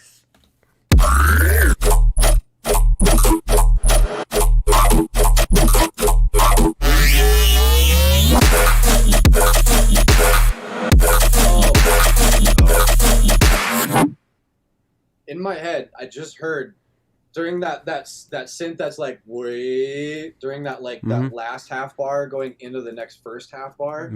I feel like there should be like a riser or like maybe like a riser plus like a reverse cymbal, like an effect element. Yep. And it doesn't come in and end on that first downbeat, but it ends on that snare. So it's like following that. You think that'll work? Or you want something like a tonal type? Just find a crash. Just find like a splash crash cymbal kind of thing, and then we can just reverse it. Or that. Yeah. Cashmere's got all the fucking samples, bro. Cashmere has all the samples. Literally. I swear that guy just sits around making samples. He doesn't even produce anymore. I haven't heard any Cashmere music from him in a while because he's just making samples. I thought I'm not like super hip to him, but I know he's a goat. No, he is the goat. Literally. So you're saying I guess this whole effects group is turned off, so let me like turn it on and then turn off everything in it. I suppose, yeah, we kind of just like said kind of turn. He's like, yeah, let's just like get rid of all the Atmo we did. Yeah, we'll just bring it to that one. Yeah, on the snare. Can't hear it. It needs to shit. be longer. Like I want to start hearing it at like here. Let me just like I want to. I'm gonna stretch it out. I was just gonna find a longer one. Find a longer one, or even just like you could even hit R on this and then put a shit ton of reverb on it, and then resample it, reverse it again. Because basically, like as soon as this starts happening, yeah, you want it to already start coming in. I already want to start hearing it from like here. Dude, it might even be better to. Like more than just a cymbal, are you like imagining just like the sound, or are you imagining like some just weird shit bringing it up? I mean, definitely like the classic reverse cymbal, but it would be really sick to maybe have some like. Could even try synth like layer it possibly. Take like with Serum and just make like a really blippy noise, and then put like a an LFO on the pitch, you know. Like that one effect that you played before, it was like really blippy, and it was like that fucking eliminate shit. Yeah, like even something like that with alongside, like layered with the cymbal. Yeah, I think this will sound cool layered with the cymbal. Let me just find a longer one for you, or even like medium, or even honestly that Valhalla delay, the super massive, you could just fuck this one up. Try this. Try taking that other sample, the eliminate one, and do the same thing. So like reverse it. They both are long as shit. Yeah, reverse that one so it's like an impact, and then put a fade on it. I got you. I'm just like over here directing. No, you. No. Not a fade on the beginning, but it's just like. Yeah. I got you. So just let me wash this one out first, and I'm gonna copy it over. Yeah, wash them out and then freeze and flatten.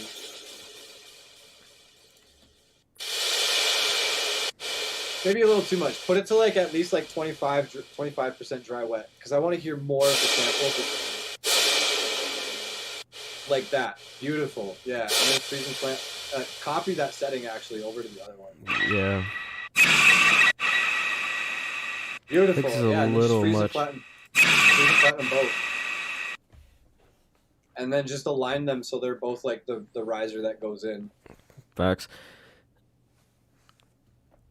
And I probably turn them both down at least like 6 dB though, or at least. Hell yeah. No, probably more than that, honestly, because there's nothing else going on at this point.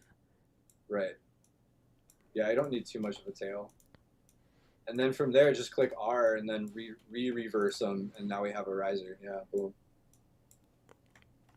A longer riser. Stretch the eliminate one out a little bit more so it actually starts from 0. You know what I mean? Yeah, there we go. Ah, that's it. Yeah. Yep, All right. that's Now, sweet. in context with everything else. Yeah.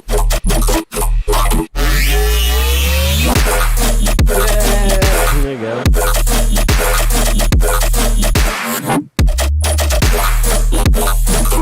I feel like we could have a little, like that little reverse cymbal I had there could actually work like the original one. In that one section where it was quiet. I just had an idea. You know what we could do for the very beginning of the drop? That first off or that first downbeat. After the, so like right here. We could have this kick hit and then everything kind of goes down in pitch. Like literally everything that's happening in this half bar just goes like it like has like a tape stop effect. I could even automate one. Like it's not even terrible sounding, the one in kilohertz if you want to try it.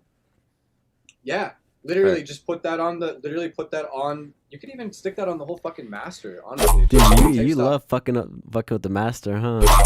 Dude, one of the biggest game changers that I learned from one of my favorite artists was taking like make your own washout effects, like with delays, reverbs, flangers, whatever. Just make some really weird effects, and then automate the dry wet mix for these effects like on your master in fill moments. So you just like completely mangle your whole song in certain sections, and this could be one of those moments for sure. All right, let's try it.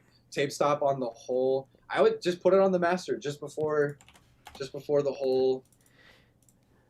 This is just an idea. I mean, we can put it wherever, but I just want to hear how. No, you want to try it? No, I got you. We could definitely do it. Because like I'm OCD about it, and then I have to automate the on and off for every effect that we don't want. You know what I mean? I do too. I have that feeling like in the back of my head, like this effect being on is doing something to the whole mix. So I always, like even with the Saturn. It does though. It's just one. It's an extra thing for it to run through. You know. It is. No, it is. It is. Yeah. So, but like right. You're seeing that section right there. Because of how fast it is. You need to speed up the slow time.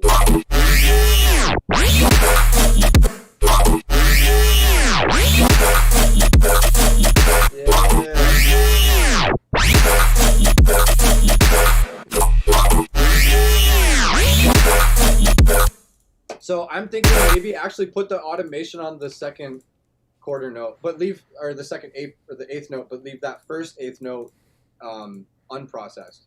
So it hits and then it comes down. So you want to hit right? You want to go down right here? Here, like this. Just hit Control D. Okay. Like See how it's delaying the transient of the kick. That's why I don't fuck with putting it on the master. I feel like it's taking too long for everything to come back up, so the transient of the snare or the kick's getting lost in it. Because the speed of that tape stop effect. I don't think so. No, because the computer is literally telling it to stop right here, and that's why a lot of people will do side chaining with automations, because you like the latency doesn't matter when it comes to automation. So the fact that we're turning it back on, it's going in this millisecond, 0 milliseconds right here. It's going. I can hear it too. It sounds.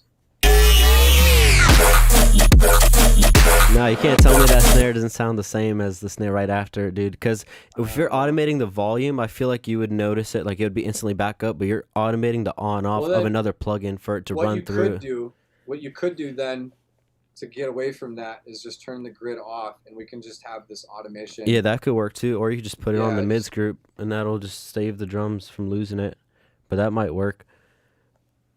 Yeah, that's definitely a little better. But you could keep that effect and keep the transient of the drums. I feel like if you put it on the mids group or everything else except the kick and the snare. Yeah, or actually just put it on the all group. Yeah, that's what I'm saying. Yeah, just do that instead. I kind of like that idea. Just so you don't risk losing the drums are like the driving factor of everything. Yo, what up, Razor? Yeah, I was just gonna say I've been meaning to tell him yo too. I didn't see. I wasn't paying attention to it for a little bit. Yo. What's good, man? Thanks for tuning in. Yeah, Razor's but fucking yeah. sick, dude. He's hot. Hell yeah. Like physically and musically.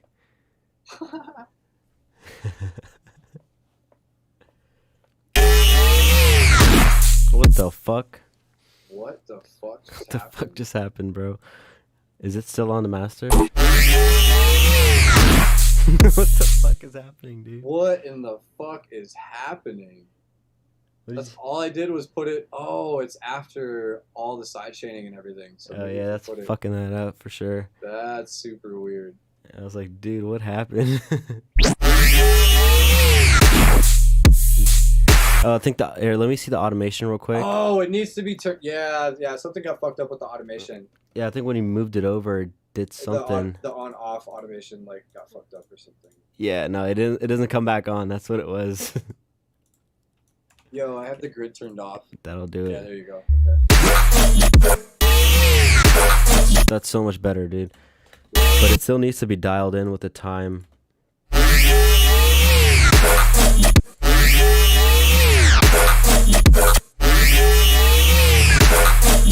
Go fast. Yeah.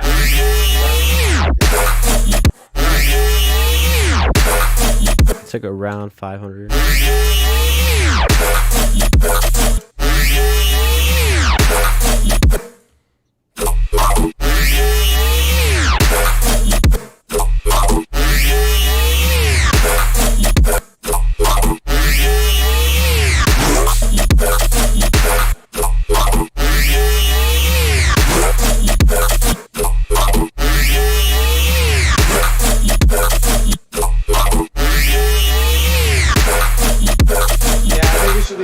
Time at 0. Yeah, it's definitely like Start time, delays it, start time. even when you automate the off. I feel like that one sound that's on the this it definitely needs more of a reverb to it. It needs more like wetness. Just put that same. That's Honestly, that super massive. Just copy that super massive one from that facts. that Yoink layer that Homie helped us with. Yeah, that one. That layer actually sounded really good. Yeah, Hostile that fucking reverb. came through on that one. Yeah, that reverb is Yeah. dialed. Yeah, shout out Hostile for getting that Yeah, the fucking- layer situated.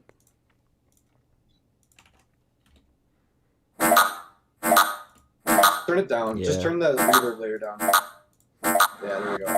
Beautiful.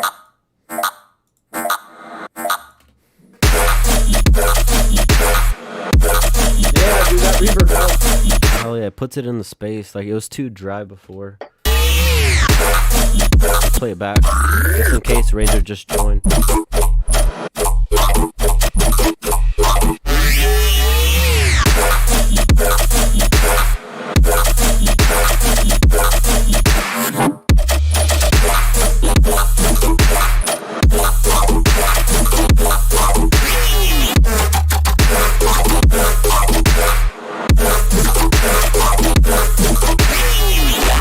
So that first flow that I copied over from the pre-drop, I feel like it kills some of the energy on this part here. Instead of going back to like that basic flow with these stabby notes, we'll keep like this similar idea, like the like that type of flow, but then just switch it up just a little bit because I feel like it just like dies down when it gets to this section. So let me just do that.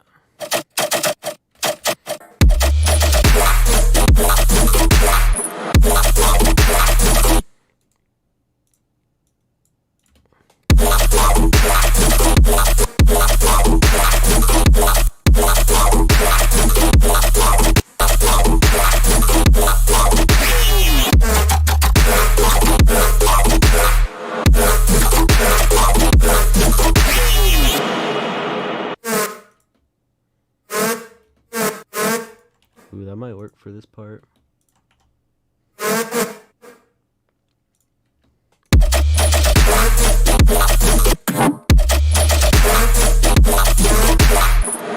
On the one.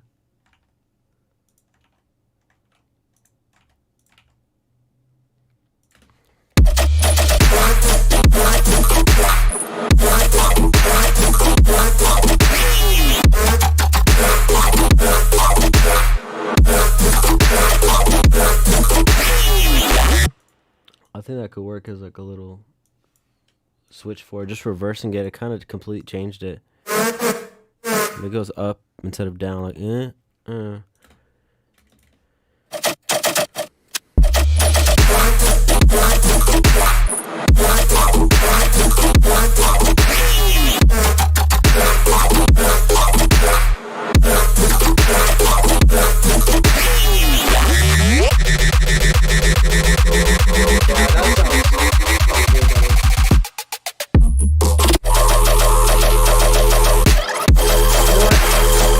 Yeah, we should definitely fuck with this section more because the other part's starting to get it.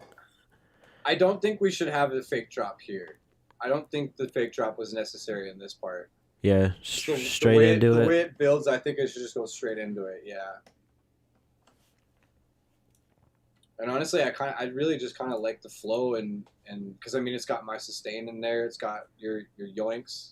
And this kind of going like it's continuing like this as, off the that. Switch. Yeah. I feel like we don't really need to fuck with this part too much. You can definitely change it, but do you go back, play it from 61. I was gonna say, do you think we need to have like this whole build section into that? I like that, dude. I like that. At first, I didn't because it wasn't timed right, but now it's timed right. Like, now it sounds good. Like, it was.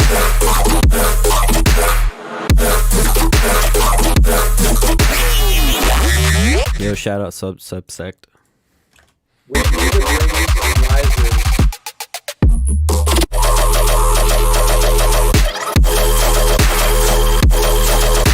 So just want to go straight into the drums right there. I thought it sounded kind of cool when it goes, like, wah, you know what I mean? Like, I feel like at a show that would fucking go off when they hear that. But I mean, it'll go off either way when the drums come in. But like when I was at these shows recently, when my boy Cliptic was playing, so many pre-drops, like even just like straight quarter note pre-drops, people love that shit, dude. Like they go like bonkers for it. Like every time they hear that. I think what we should do then is have a half bar pre-drop or a half bar fake out kind of thing. Like where here, let me zoom in on this. Just bring in the drums a little bit sooner because I think it is a 4-bar pre-drop right now. We're right here. So okay, build comes in.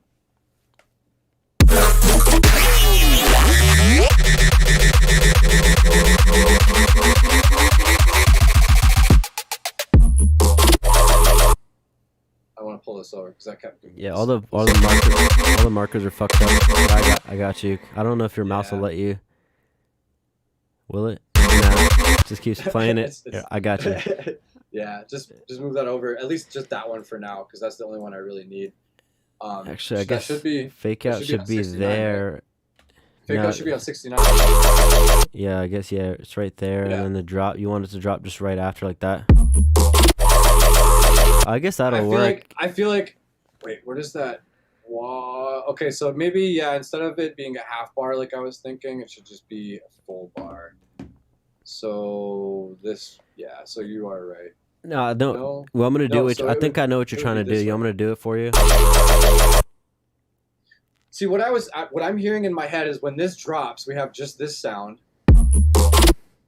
just that, and then this goes out, and then the drums and everything come in on this bar. Yeah, that's exactly what. Let me do it for you, just because it'll be easier. Yeah. I think we got the same idea. So I think I know what you're talking about. Everything would start there, just like that, basically. So it's not as long of a fake out, but it's still fake out.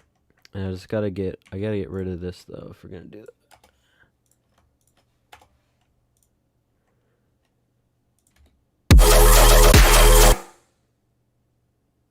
The new kick is. Subsect is in here. What's up, G? How you doing, man? That's why it was fucking with me with this new kick in the way. It looks like it keeps fucking with me, thinking it's like a snare layer. You're trying to go straight into it like that, basically, is what you're saying, right? Yeah. Why does the drum sound fucking weak now? I think because I have an automation on them. There was something sounded different about that. No, that drums are up there.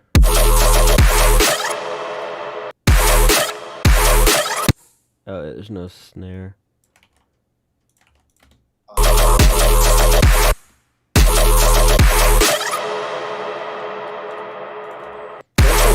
see what's going on. on. No, it's You got- because I think it's That one's off. Yeah, this one's off that right one's here. off somehow. Okay. Because the Weird. way that the drop was, it was different before. The snare was Well, on the and yo, offbeat. honestly, you know what? Actually, hold up. I have an idea. So hold up. We haven't been for this part of the drop. We haven't been using these guys, so we can literally just delete these. Yeah, delete. You could delete those channels right there for the, Yeah. the old. No. I have an idea. We'll do like a sample swap kind of thing. I love this. Like Charles the First does this all the time, but it works in like every genre. So like during this part of the drop, we have these sample layers, but then so I'll turn them all on because now we're not actually using them during this part. They're but gonna be there then- in the first part. So it's just for this part, it's just these layers, but then over here we change things up. So instead of this layer, we maybe use like, you know, like these two layers or something like that. So it kind of changes things. We maybe even just drop this and see how like what that's. So like a clap change or a snare change. No, I do that gotcha. shit all the time in music, and it Hell actually yeah. sounds really dope when done right. No, I Like do it a during, like, lot the- too. Honestly, I started yeah. doing it more just because it's more of a switch than doing just something with the Yeah. synths. But we just got to You're make like sure you're- we pick the right ones to like give up. So I Yeah, think it has to- that it snare has to sound three. good. That snare 3 is actually like a clack. Like this one's actually not bad. We should make this part more of like a drier layer. Like get rid of the claps that we added. All Keep- I'm saying is don't mess with how we have the A section. Do whatever you want with the B section. Yeah, this is already dialed. We just have to get rid of Yeah. what we turned back Yeah. on.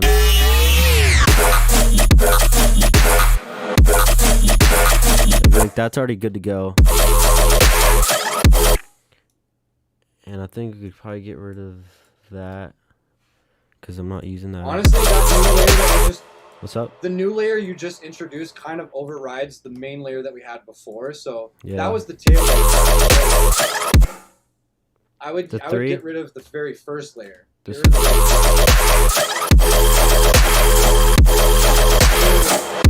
channel 16. That's what I meant. Get rid of that first one? layer.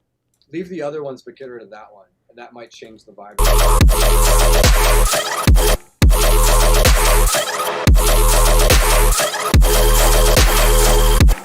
Leave that one in. 19 sounded better with 19 in there, I think. So like that's the sample swap. Like it goes from like the layer that changed to the layer that you originally had in there. Right. I'm trying to hear it like to make it sound.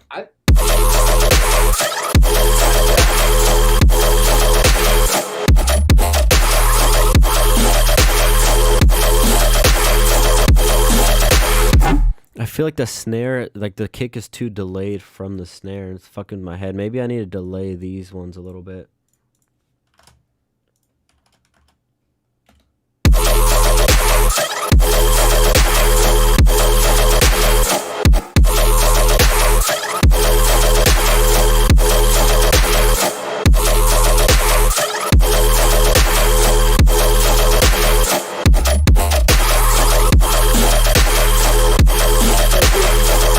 What? Like I was explaining before, we have the kicks offset by 5 milliseconds, so that Right. way when the snare layer hits, that transient hits first, so Right. that becomes the prominent one. So that's probably the delay you're hearing. No, I hear But- that, but sometimes like even with that kick being delayed, since there's like we have 4 snare layers, offsetting some of them might make it sound a certain type of way, just like the way that it hits. Because after everything's squashed together, they're all running through the same bus, so they're all getting like some sort of a glue at the end of all of it. So I was figuring like if you delay some of them a certain way, like left or right, that might make them glue together a little bit better. Because I don't know why it's just not hitting right. It's not bad, but like it definitely could be a little bit cleaner. I don't know if it's just the samples too that could be doing it. I don't know. I guess this is where we defer a little bit because I think it sounds. Wait, let's hear that.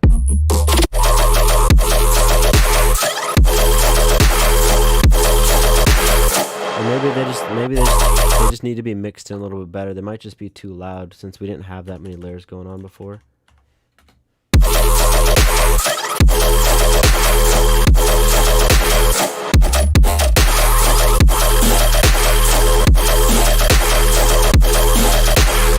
Yeah, that's definitely a lot better. It was just so like badly mixed that it was just too fucking loud because it went from 3 layers to what, like 4 or 5.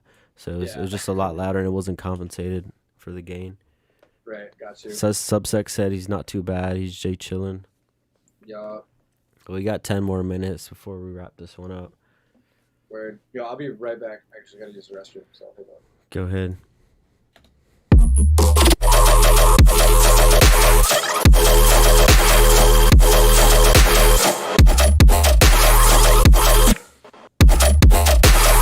The fuck is that?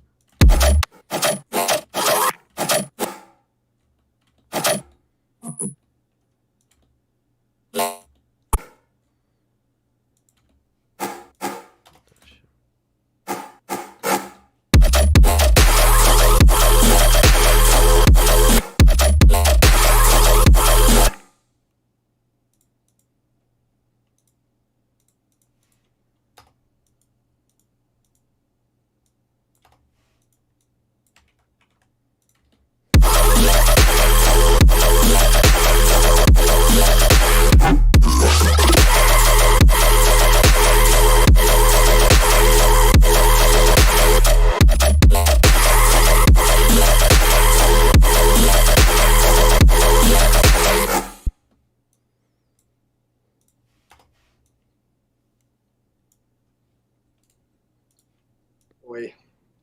I am way back. That was quick, dude. You got like a Oh, little yeah. bottle on the side there. Yeah, I got a little piss bottle under my studio desk. I just had to turn off the camera real quick for it. Nah, that's just what's nice about having a house with like 2.5 bathrooms. Oh hell There's yeah. one like everywhere you need it. Yeah, that's perfect. I'll play it back one more time. I mean, we could play the intro if you want to start fucking with that. Just get a little break from the drop with the minutes we Yeah. have left.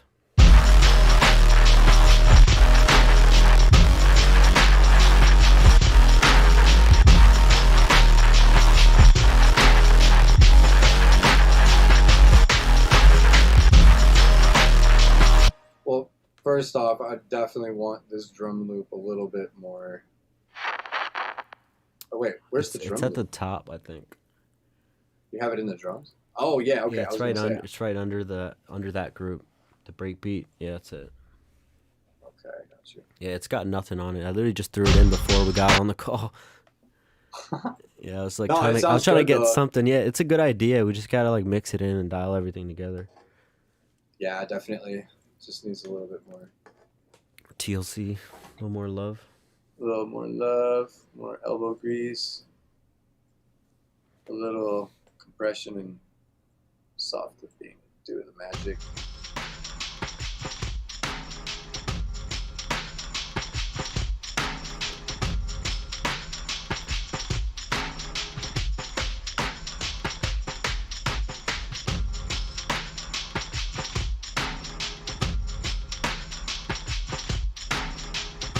This is so hard over Zoom.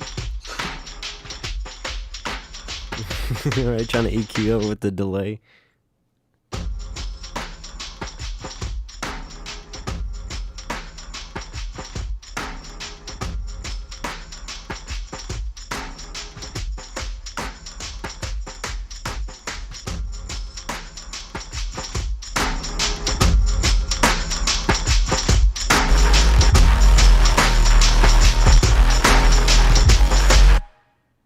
You have our triggers in, yeah? Okay. Yeah. Why does it sound like they're not doing that? You know what? This is just so boomy. You know what we can do to this loop? Yo, you just got a sub or a follow or something. I heard Something. that. Yeah. Mad shout out to whoever that was. Even though you're not following me. Yeah, I don't know what it is, but yeah, someone did something. Hell yeah. That was definitely an alert. Yeah, love you. What was I going to do? Yeah, this guy. Okay, so let's put this to... you already have it warped. Let's consolidate this real quick. And actually, instead of complex pro, let's do texture so the transients don't get so fucked up. Or you could do beats too. That might do something. That might keep the clicks in there. The clicks and the Repitch clacks. whenever I'm changing the pitch of drums within this, like I the way I learned was repitch is the cleanest algorithm for changing drums. True. It changes the pitch of the drums, but drums are usually atonal, so it doesn't really matter. So what I want to do is copy, do that, and then consolidate it. And then as soon as this gets consolidated, then we'll go to beats mode and then transients, because I want to tighten this up a little bit. That's weird. I didn't get any. I don't see who followed you or if it was a sub or what. Like I don't see. Yeah, I heard it. I just didn't I see heard anything it, pop but up. didn't see it. Yeah. For the next one, we'll have to figure out why that was. Okay, so if we put this to beats mode, transients. Yep. And then put this to the arrow thing. Put it to the forward-facing arrow.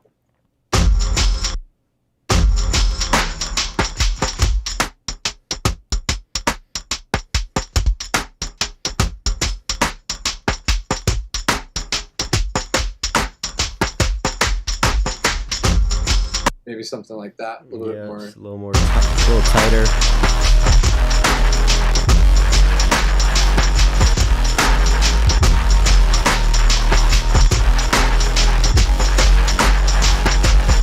And is this loop delayed? I feel like this loop is delayed. Yeah, it definitely is. Like I mean, it's not hitting the transients right. Like it's weird. No, it's definitely a little bit.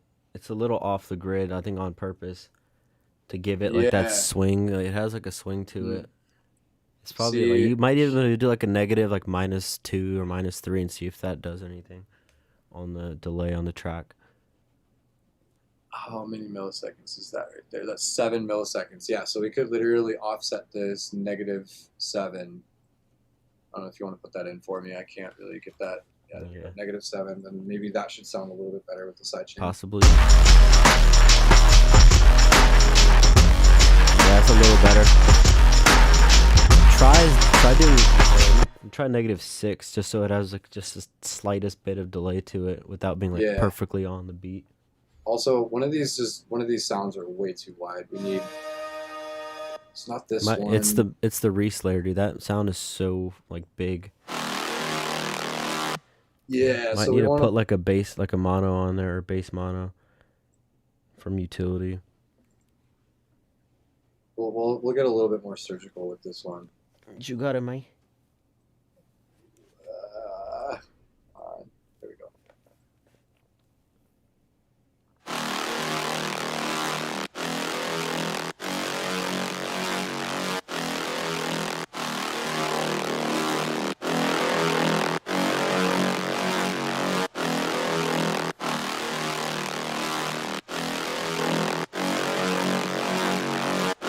Yeah, I'd bring in a little bit more of a side for the mids, yeah.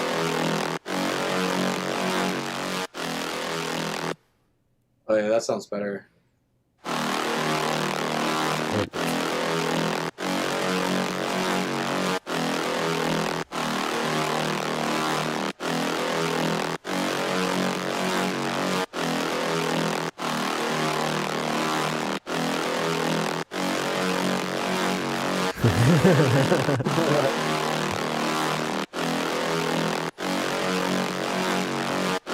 And I'd probably put that before the Saturn, so like it's soft. Oh yeah, that's kind of like that's like the clipper limiter, isn't it? Yep. In this case, that's a soft clip. And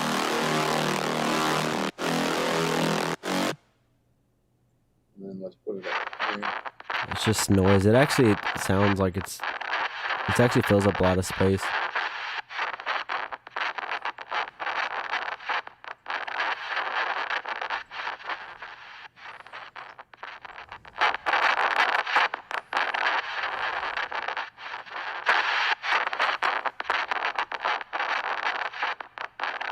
I guess this will be the last thing we're doing, unless anybody wants us to stay a little longer. Yeah, let us know in the chat, guys, if you want us to keep going. I can always switch over to my side and make those samples like we said we're going to do. I got all night, I mean. Yeah, let us know if you want us to keep going or end the stream in about a minute. I suppose it's like, what, midnight for you? No, it's 10. I'm 2 hours behind, so I'm still chilling right now. Okay.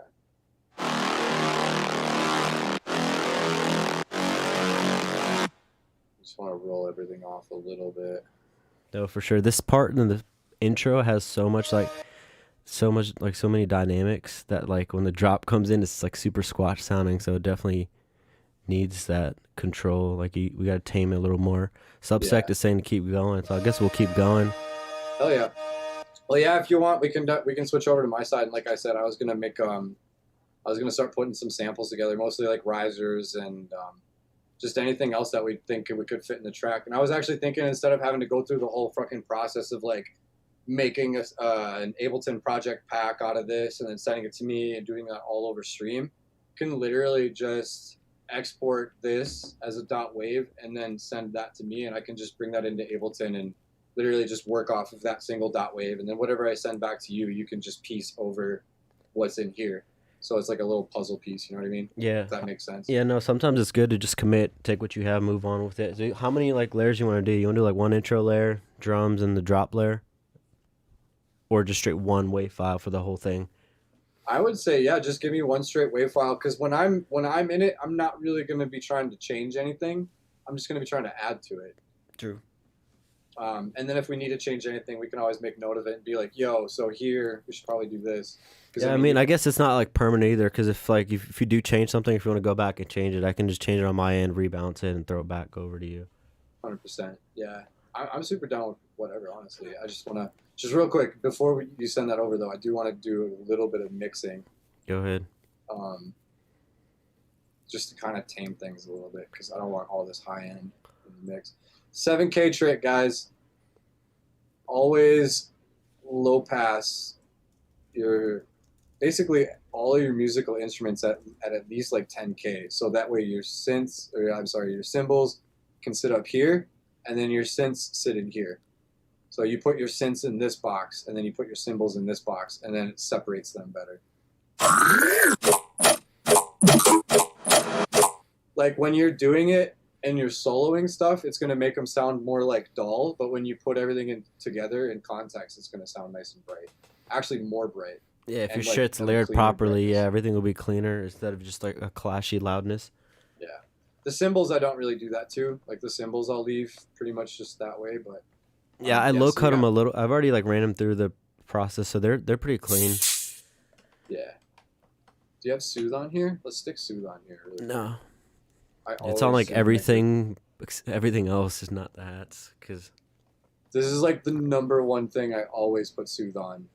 What do you do for the high end, or like for like lows or mids?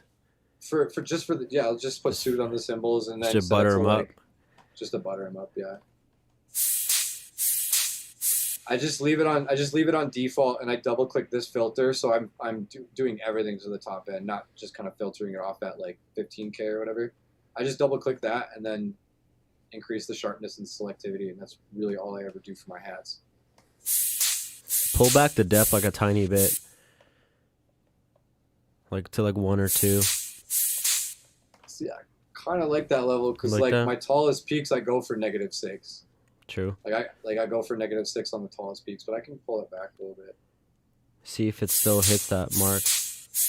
No, not even that low, just like a little bit. Yeah, see? Just so it's like between, like from 1 to 2, because it'll still get below -6 without like taking out too much meat from the hi-hats. Because I've like noticed sometimes when I'll put Soothe on everything, if the depth's too high, it like takes away that strong mono signal. It just weakens it a little bit. So if it's not like harsh, I try not to soothe it out too much, if that makes sense. No, I definitely notice it does that too, but that's if you don't set the sharpness and selectivity. If you set these, it sounds better when you have it at 3. I know what you're talking about. If you that makes sense. No, that's good to know. It takes too much out, but if you set these two, then like sitting at 3 can sound pretty good. It's just like sharper on what it does. But yeah, so that's it. And then for like everything else in the drums. Yeah, even like the kick, it has like this high end layer that can get EQ'd out. Yeah, it's gonna get EQ'd out.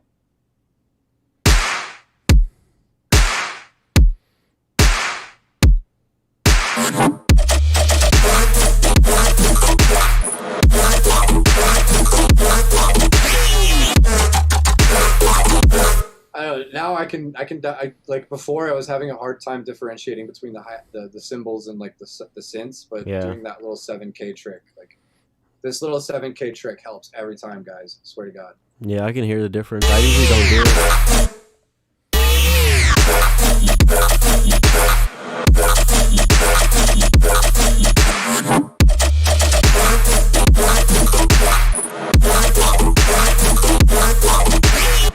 The only thing is, though, this clap, I'm not going to lie, this whole clap layer is kind of really, like, not bright enough for me. So wherever that is, I kind of want to just EQ that clap layer up. Yeah, I'm pretty sure some of those are like raw. Like there's Yeah, I not don't think much there's on them. It's just a really- transient shaper and an EQ. And the other one doesn't have anything on it. The stadium clap, we could definitely bring out life out of that second one. Like putting like a saturator or anything on it just to brighten it up a little bit.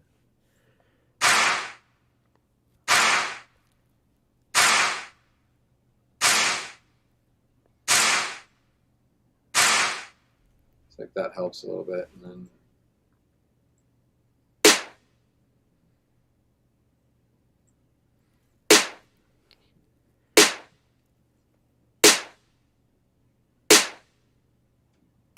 I don't think that is that Pro Q3 even doing anything.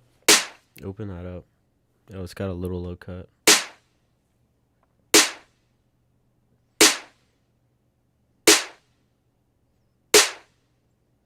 I think the song's in D sharp. See if like the D sharp harmonic sounds getting good on it. well, if it's in D sharp, I can go and I could do a fifth interval since I'm right on A. If Yeah, it's in that- D sharp, I could do A sharp. It sounds all right there. Yeah, I like that.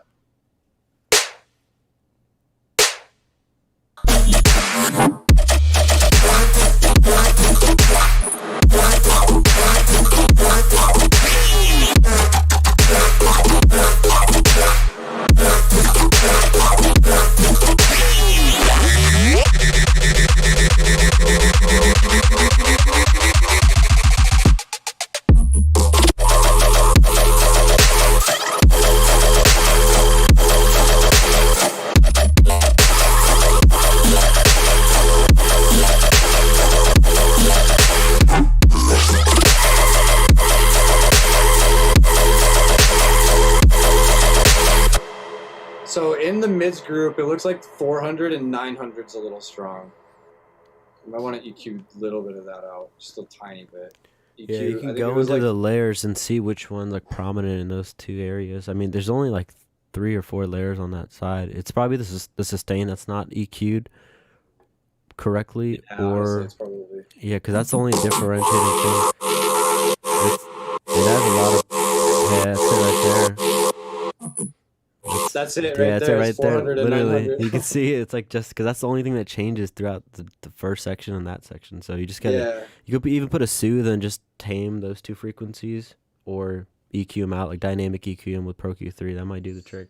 Either one is going to do the trick, yeah.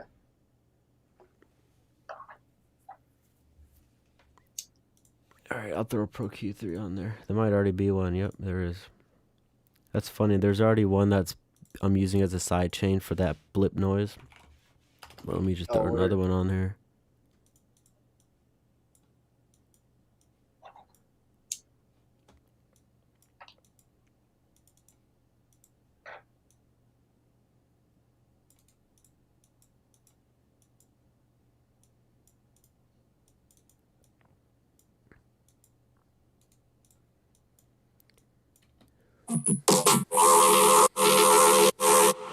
Hit that one at 10K too. Yeah, I I didn't see realize that. there was, yeah. There's a little bit going on in this one. Damn.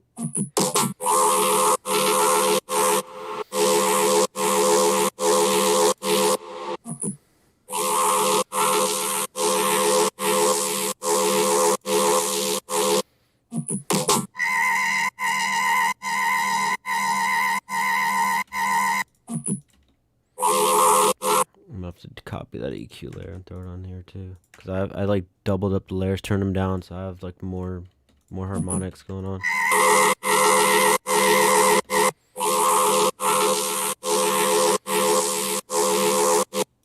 Let's see how that looks on there. Elixir Records says, can you add a spider sound effect? Elixir Records. It's a spider sound effect. Yeah, I think he's just fucking with us. That should be my boy Samson. Spider Sammy. sound effects. Ace Miller. Lloyd. He says that a lot.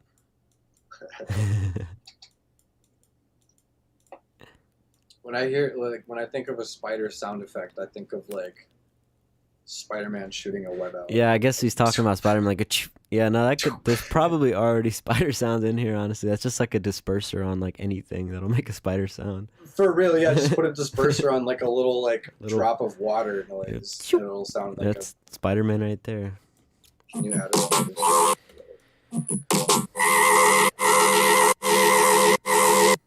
Yeah, I think that tamed it a little bit. It's that they're at 900 still prominent.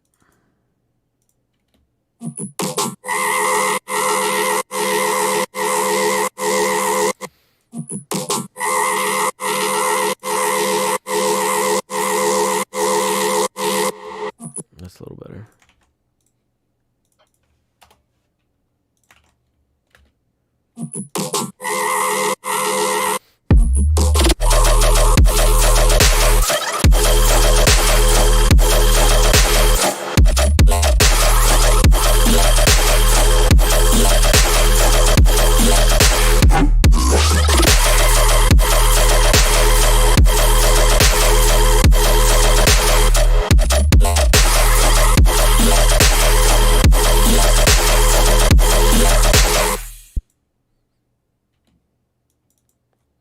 I was just thinking too, when you stem this out and send it to me, you should actually separate it like drums, everything, and sub.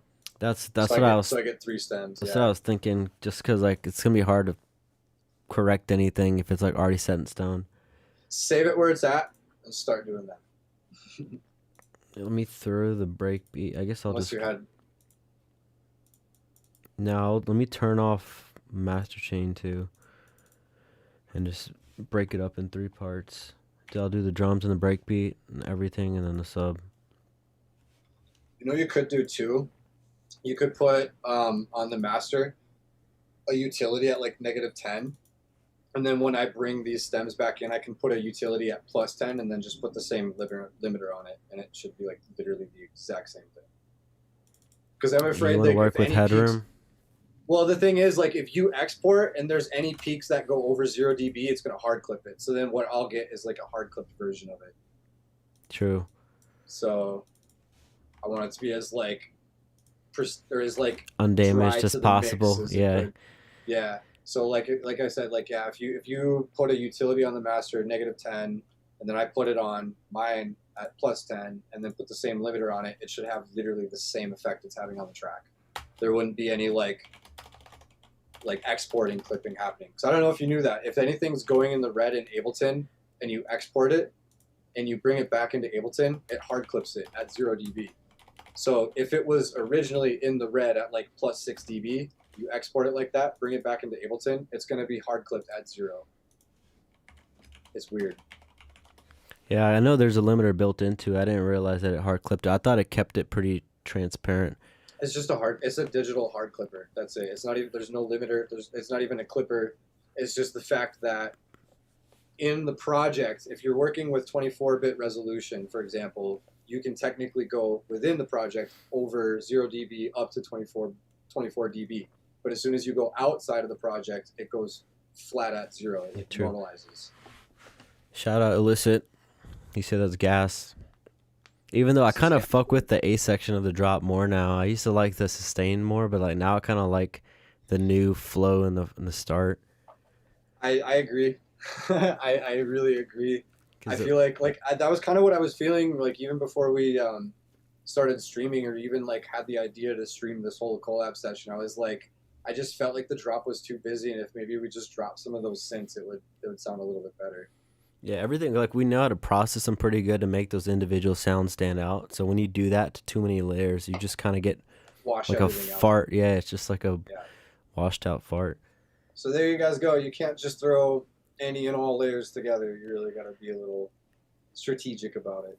It goes hand in hand, like simplicity versus over processing. Like you need to be simplistic in terms of the way you structure the layers and put everything together, but then creative and a little bit complicated in terms of the individual processing on them to get a unique sound. When it comes down to it, you can process sounds all day, but the only thing that's really going to give you a really clear and concise mix is the arrangement. Like, your arrangement is like 80% of the mix, honestly, because you're telling the listener's ear to listen to certain frequencies, and if you like overload the listener's ear with all these frequencies, it's going to sound like a mess.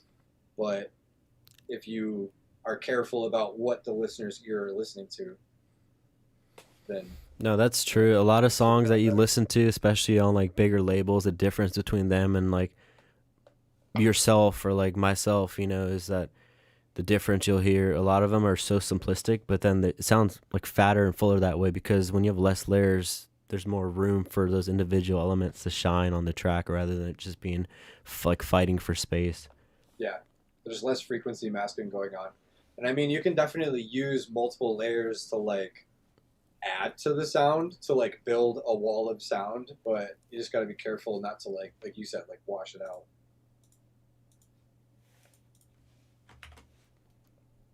Yo, shout out to everybody still chilling with us in the chat. You guys are awesome. Just a lazy Monday, hanging out on Twitch. Or YouTube.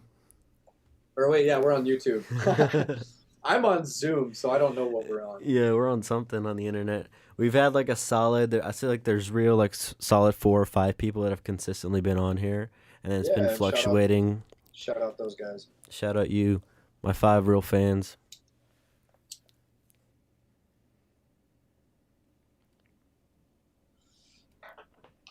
Yeah, this is the part about producing where you're just kind of like thinking, contemplating life. When you just watch it load, even when you have a powerful ass computer and it still takes a minute and a half to load. I mean, it's one thing when you're on the other side, like waiting for homies shit to load, but when you're the one, like it's you that like got it to start to load, you're just like, come on. Yeah, right. Hurry.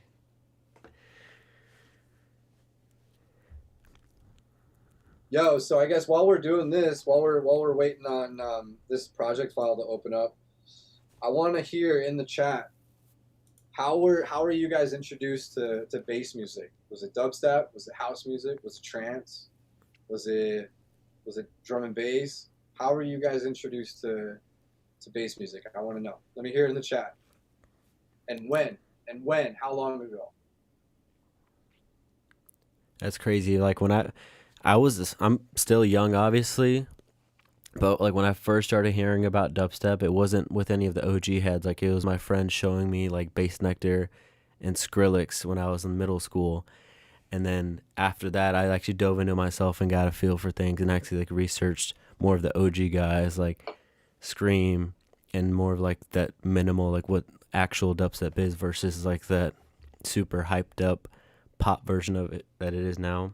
Yeah. Subsect is showing. He says Rusko Pro Nails. 2010. Hey. Damn, he's an OG. OG. Yeah. That's about the same time I got into dubstep too. My first introduction to dubstep was Dat6 Shambhala 2009 mix. That was the first time I ever really like actually listened to dubstep. Hell yeah. But before that, I was making trance music, dude. That's so funny.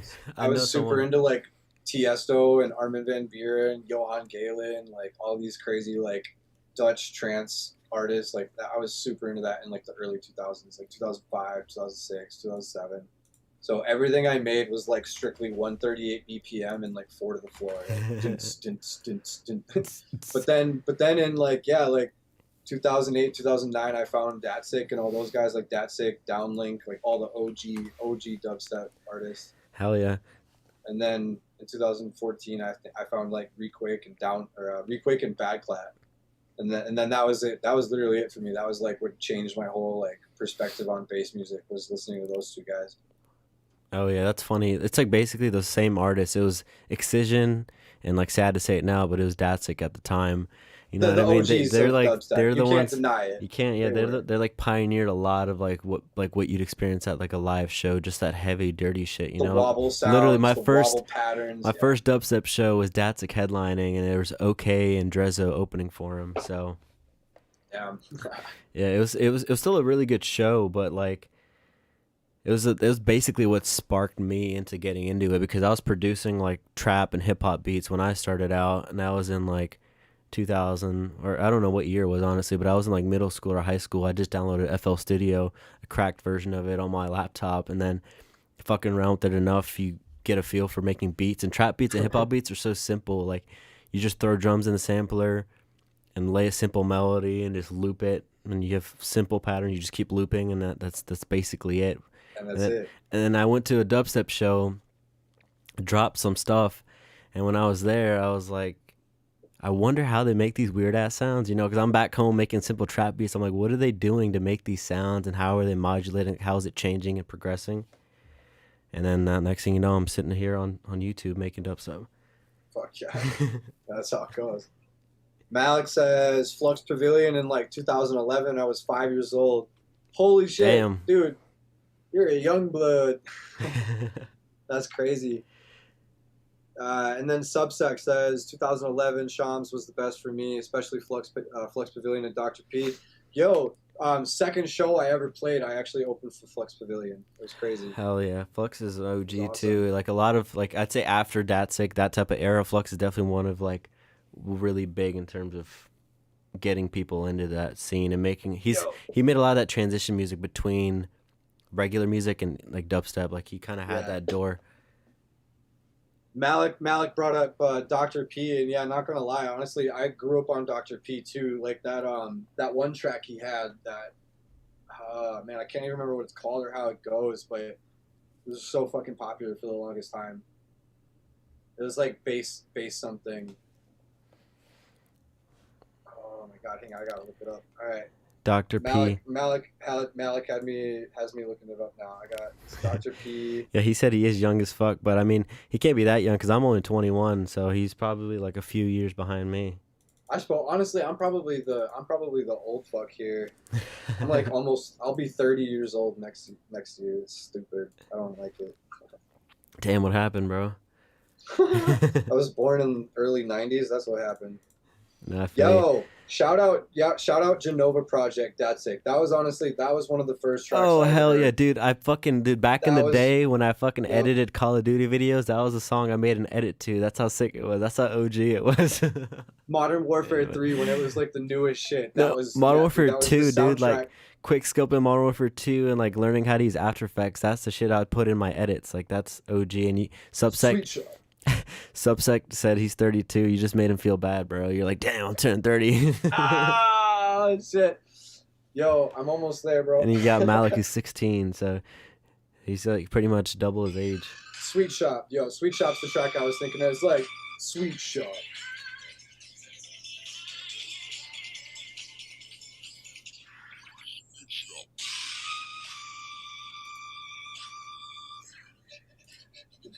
That's the fucking classic right there. I don't care who you are. That's a classic right there. Sweet Shop. Like that's what, like honestly, yeah, dubstep was literally birthed by those guys like Skrillex, Downlink, Datsik. As much as I hate to admit, Datsik had part of it. Oh yeah. Excision before he was like super famous. Yeah, I'm gonna email this to you. Right, word. All right, cool guys. We're almost there. We're almost at the point now where Yeah, we're gonna switch over. They're kind of dropping out a little bit. Yeah, I see that here. We kind of got off topic. They're like, fuck this shit. Yeah, right. What are they doing? They're just fucking chilling. Because I changed the screen to the chilling and chatting, so they're like, oh, now I'm trying to see some dubstep. Yeah, right. Right, where the fuck did I save that? There it is. Can you extract 7-zip? You got an archiver on there, right? Yeah, I got an archiver, yeah. Alright, so it should work. Yeah. Bass cannon. Let the bass cannon kick it. Hell yeah. Flux Pavilion all the way. I kind of want to remix some of that shit too, but like low-key Subtronics already like murdered and like demolished those songs. Like he's already got doubles for him. He's already gave him like a modern mix down. Like I Can't Stop. I Can't Stop. Hell yeah. That's another classic. Ah, what's that one that he remixed that everyone knows? It goes bum bum bum bum bum bum bum bum. Gold Dust. Yeah, that one. That one's a fucking banger too. If I Da da da da da da. it's just this typical. It's like his signature sound. You know what I mean? It's just that super like. It's just a. Boom, boom, boom, boom.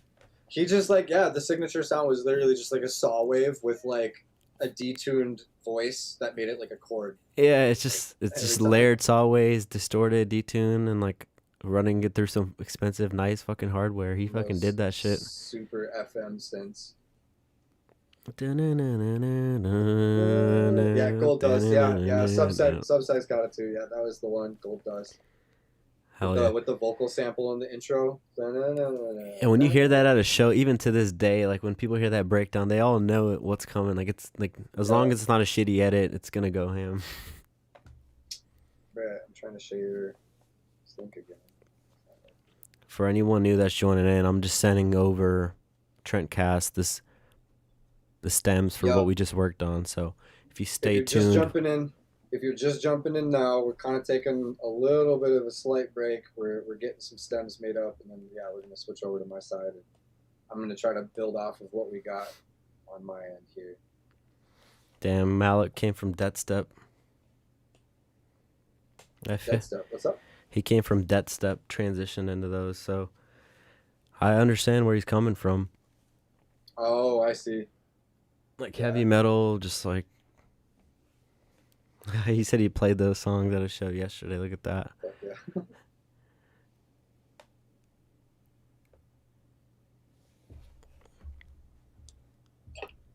Hold up. I will actually, while you're getting that sent over, I'll be right back. One more second. I know I keep taking these little breaks, but... Yeah, I got it sent over now.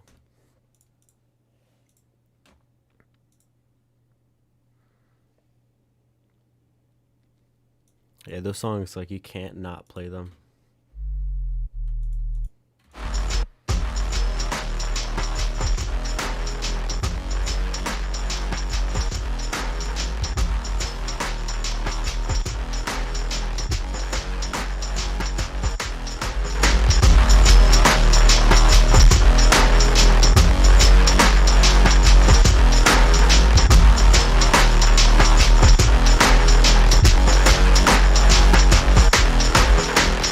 Build-up's kind of dog duty right now, so I'm going to play the drop for those people that have just tuned in.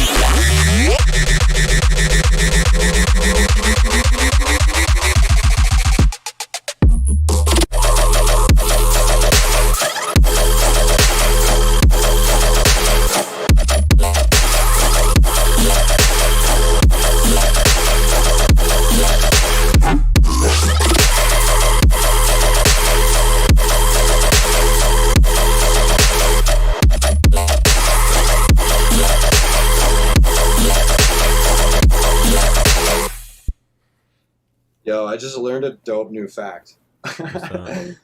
On my way to the restroom and to get a beer, my girlfriend tells me that Mark Wahlberg was actually Marky Mark in the tune Good Vibrations. Really? I think that's how it goes. I can barely hear it in my head. I know what tune she's talking about, but I had no clue that was Mark Wahlberg from like the movie Shooter. Oh yeah, no, there's yeah, I know Mark. That song got a good remix of it too. Dude, I did not know that was Mark Wahlberg. That blew my mind. I did not know that either. But you should have the project now. It's like, it's definitely not the final one that we're gonna be continuing off of, but it's enough to get you to like sound design or make some effects and shit for it. Because I'm already correcting some shit. My idea, like I said, my idea behind it is I'm just gonna take this dot wave, throw it into Ableton, and then just kind of use that as like a guideline to follow, and then whatever I make, I will just send back to you, and you can throw it into this project the way it is. Makes sense. Because that's how I'm like working with it, right? Right. No, you got it. So you're just gonna discard it and rebounce out whatever you have and then go from there. I'm just gonna drag and drop this dot wave, or the dot waves of these stems into a new project, and I'm just gonna Go ham. start from scratch. What BPM are we at? 144. 144, and it's a D sharp. And it's D sharp. Okay. So you should have it whenever you're ready. You share your screen and then take over. Yeah, I'll go ahead. We're definitely gonna. I hope the audio still works. No, it should. As long as you have it routed to Zoom, we should be good. It might not be as crisp, but it's still like audible. Right, dude. I think you gotta stop sharing because it's not letting me share when you are trying to share. All right, go ahead. Okay. Beautiful. There we go. Let's see how it looks. I just gotta get my audio situated.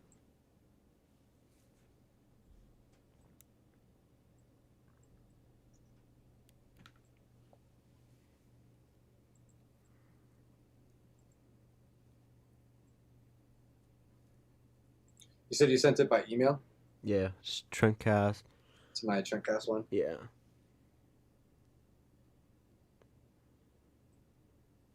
Now we're looking at Forrest's screen on his iMac.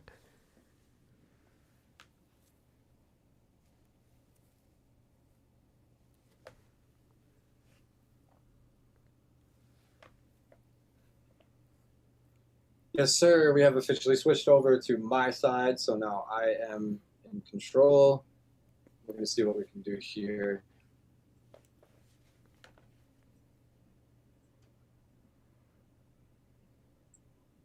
I hope I can open this, actually. I didn't know. Oh, yeah, you asked if I had the own archiver. Yeah, we're good. Yeah, when I had my MacBook, I used that a lot, so it comes in clutch. Sick. Yeah, there we go. Beautiful. There you go. You got all the headroom you need, bro. It's a mastering engineer's wet dream, right? Wet dream and a half. All right. So what I'm gonna do then, I'm gonna stick. This was drums. These are like all the drums, right? Yeah. Yep, it's everything. The intro and all that. The intro drums kind of look almost louder than the drop drums from what it looks like. Maybe they're just more filled out because that loop is kind of a thick loop. Samplifier obviously knows what the fuck he's doing. For now, I'm gonna do that. Sorry, what were you saying about that thick loop? No, just saying the intro drums kind of look like they might even be like bigger than the I think drop that was drums. honestly the compression and clipping I added to it. Like, yeah, so. yeah, you brought them up a little bit. That's all That's good. okay. It's not a Definitely. biggie. No. Yeah, we can fix that later. And then this was all, so I'll just stick this here, and then this is sub, so I'll just stick that there as well. Cool. Yes, sir. Yes, sir. So I'm gonna just leave my regular kick, snare, perk channels in case I need them, but I doubt I will. But as far as I know, here we go. And then you did bring it down -10, right? 12. -12 on the utility. Yep. So if I go +12, should be the same. Should be the same, yeah. Check it real quick.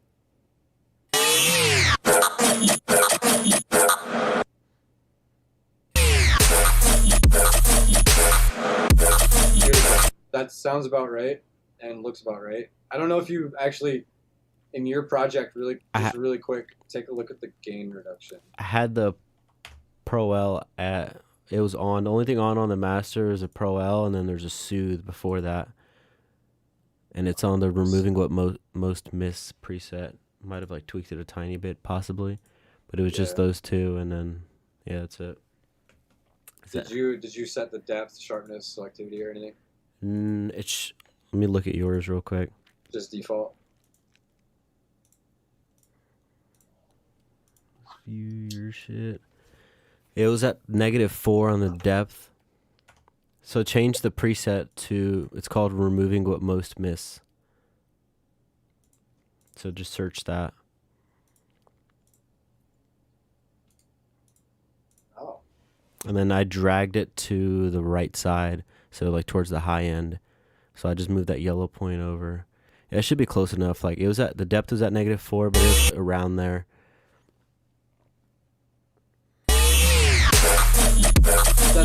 That's honestly, that should be good. Yeah, it's close enough. Cool. It's just a listen. And then just real quick, play it. I just want to double check and make sure. Play it from the drop. And then, are you getting like on the Pro L? You should be getting like negative. I'm getting like -6.5. All right, perfect. My plan worked out. This literally worked out the way I wanted it to, because I didn't want anything to get soft clipped and then like the dynamics get fucked with. No, it's all Gucci. The dynamics are really the same. That's cool. Boom. So are you thinking of like making synths or effects? Is what the plan is? I was gonna try to just come up with as many things as I can, and like obviously you can help guide me. Yeah, whatever you're feeling. I'm gonna open up Contact, and I really wanted to get a lot of these like transition effects in here first too, and like even make more than we need for like the intro and stuff. Yeah, you can make the transitions for the intro to the build, and maybe add like Atmo. Yeah.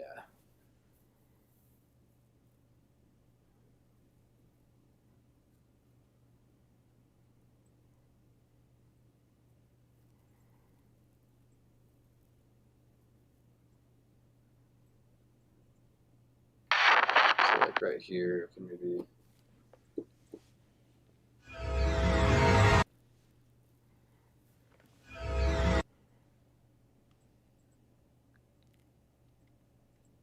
Is it like key match too, or is it just random tones? Yes. That's sick. For the most part, it's random tones, but it can be key matched.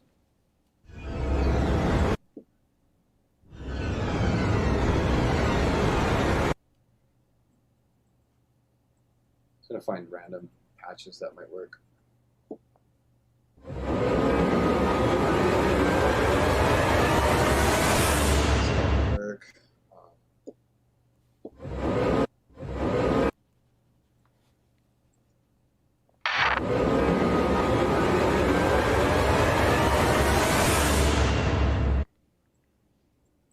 Make another one that's like a little bit longer.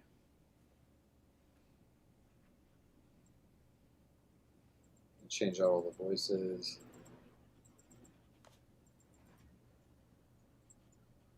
So that was creepy sounding. It sounds like a scary movie.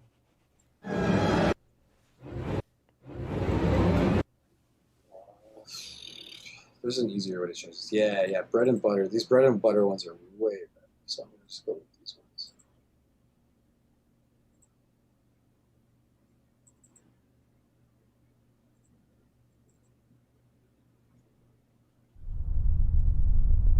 Yeah, shit like that. That's what I want. I didn't really want like pitch-oriented risers, and that's like what you get by default with this thing, which kind of sucks. So you have to kind of tweak it a little bit.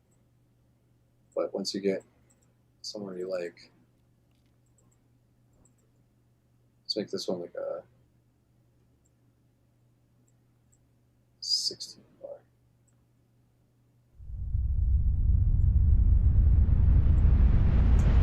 I'll make another one. And I'm just literally just gonna, this is kind of what I do a lot for my tracks. Like I'll just go and make a ton of, kind of like what you do too, you know, like just make like a shit ton of different versions and then kind of just pick your favorite one. Yeah, because it's hard to tell what's good like when you're in the midst of it, but if you do a bunch of shit and you go back through them, you'll find the gold in the rubbish. Gold in the rough. Gold in the rough.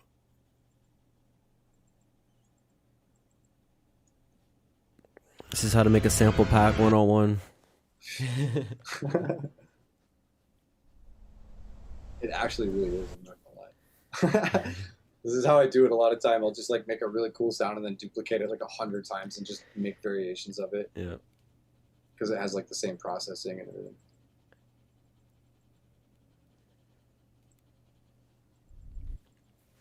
This one maybe make like 8 bar. That one's really cool. Ooh. I'm gonna, just to save on my CPU, go ahead and freeze and flatten these.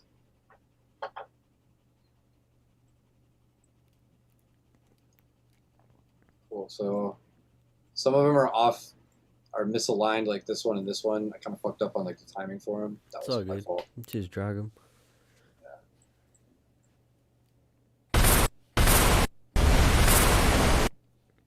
Like a thunderstorm or some shit. Mm-hmm. So I'm gonna just turn all these off and move them down here, and then kind of just go one by one, and probably turn them all down. Yeah, they're a little loud. Yeah, a little bit. Okay, so this guy is gonna go like right here, I think. Likes to open doors. So better not miss. That works. Yep. So I'm talking about. Yeah, I'll turn it down a little bit. And then I also, you know what? I probably, just to be safe, I'm gonna take my kick and snare layer, and I'm gonna try to follow the triggers and have them. So it's like Just re-sidechain it. Yeah, that'll actually. What I did in the original project was, I know we had one kick trigger and snare trigger, but I actually layered them on top of each other for when the drop comes, and it was actually making them come through a little bit harder. So yeah, it doesn't hurt to do it, to re-sidechain and sidechain. Again, everybody knows sidechaining is good, and if you've seen any of my other videos, I talk about it. Like sidechaining is so crucial. Sidechaining is 100% crucial. I guess I'm not exactly trying to sidechain what's already been sidechained. I'm trying to sidechain what I'm adding. Oh, you're trying to add. Sense. Yeah, so I want this to be sidechained. I guess this doesn't really matter because my sidechain size is probably the same as yours. So this honestly, it's just making the cut. This is concerned. Again, it's not going to matter. Yeah, you're not going to even. This isn't going to affect this because this is already being sidechained.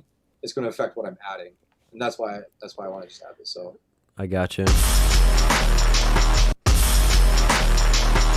Except that's going to be hard because the transients are kind of weird. Mm-hmm. Just a kick. It has 2 kicks. It has like a triplet one as well right before.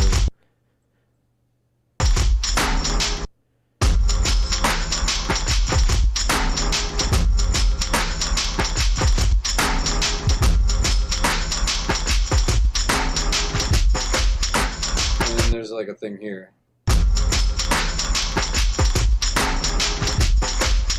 This kind of like offset one right Slightly, there. yeah.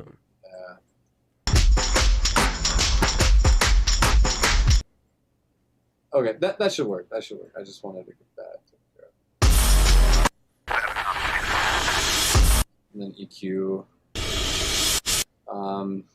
Probably want to take some of the lows out of this. So it's kind of. Oh yeah.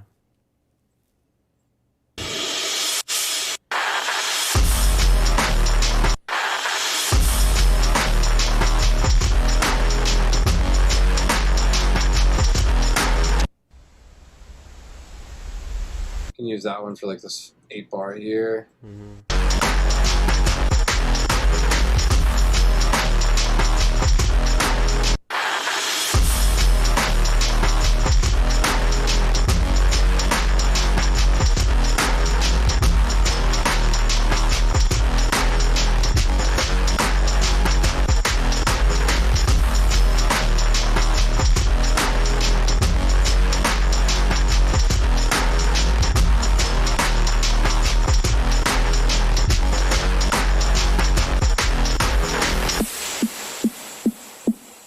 Yeah, we definitely have to make that transition a little bit smoother. I might have to do it on my end because the project, I'll have more access to the layers. Like cut out some layers before it gets to the filtered snares.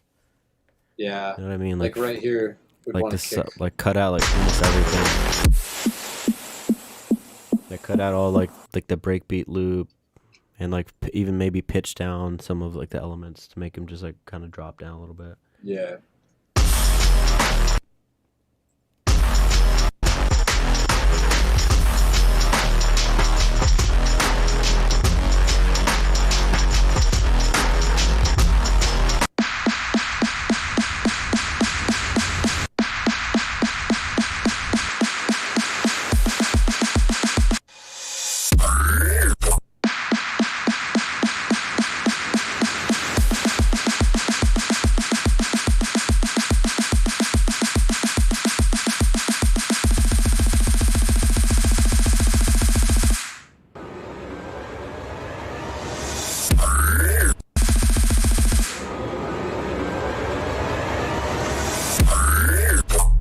Something like that, maybe. Yeah, probably fade. Yeah. And even like maybe like a faller. I don't know if you still have contact open, but if you have like another element, you can make it as like a faller. Like after that kick hits, where that first snare would usually be if there wasn't a pre-drop, make it fall like something like a whistly, like a bubble Right. down type sound. Yeah, I can definitely just hit can uncontinue it and then just stick this on a different note, and then that should play the impact version. Yeah, just like that, and then so there's one impact. Let me just do the same thing really quick. Yeah, go ahead. Just make like a shit ton of different versions. Make another sample pack real quick. Yeah, pretty much.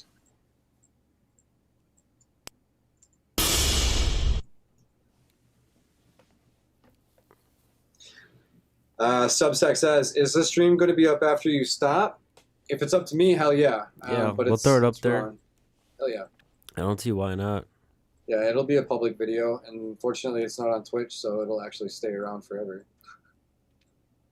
Because don't Twitch videos like after like 2 weeks they just like delete themselves or whatever. I don't know, honestly. I think they do. Pretty Maybe if sure. you have like a certain membership or like a premium subscription, you're able to hold it on longer or forever. I don't know, honestly, but I know YouTube's cool. Honestly, for a lot of these impact layers, I want to throw vintage verb on here. And I'm going to show you why you need vintage verb. It's such a great plugin for reverb, especially for this kind of effect, like impact. So we'll take, where's that EQ? I need that EQ for all of these really quick.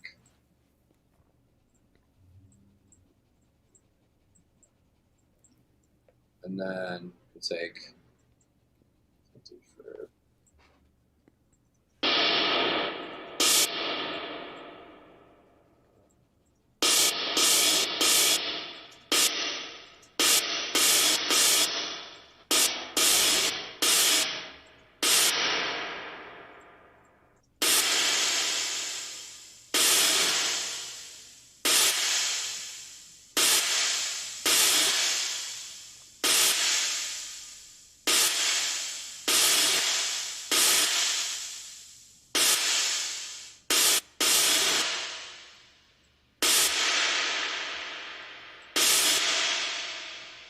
That's it right there. Then we just turn it up a little bit.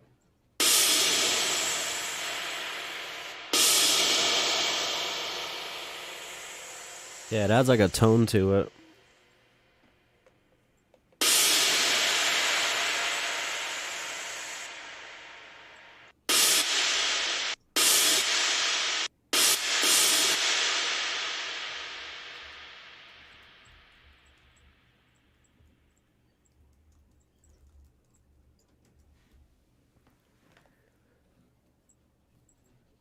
Freeze and flatten these. Can you export them to YouTube? No, Yeah, he's it's gonna- telling us you can. So he already knows the drill. After I'm done with this, it'll ask me like to put in the info for it. So I'll post it for him. But if anybody there's still alive or awake, when do you wanna see a stream more often? What days would you prefer, and what time would you prefer? Just so I can get my schedule more set in stone, since Yeah. we're just basically trial running it right now. So if you enjoy it, when would you want to watch us do it? Hell yeah. Yeah, Throw that it kind of in there. feedback is not something many people get. So definitely let us know like kind of what days would work for sure. I mean, I can look through the analytics and shit, but I'm trying to hear it from the source. He said from Twitch. Yeah, 100%. Yeah, from Twitch. I agree. Next time I think we should stream to Twitch. No, he's saying you can export them to YouTube from Twitch, so you could stream it on Twitch and then export it out and put it on YouTube. That might not be a bad idea, depending on if we could try it Twitch next time and see if we get more interaction or more of a pull. And if I feel like honestly Twitch has it does have like a better interaction, like kind of, how do you say it? Like you're able to interact with people. You're more a little bit better connected. on it. Yeah, it's a little bit easier too. Yeah. Okay, so let's just try this for now, just with like all the effects that I've added. Go ahead. He Which is said like 5 p.m. Pacific Standard. 5 p.m. PST, so that'd be like 6 my time, like 8 your time. So yeah, That's pretty much about, what we that's did, literally right? what we did today. Yeah. Likes to open doors. Something better than I'm seeing.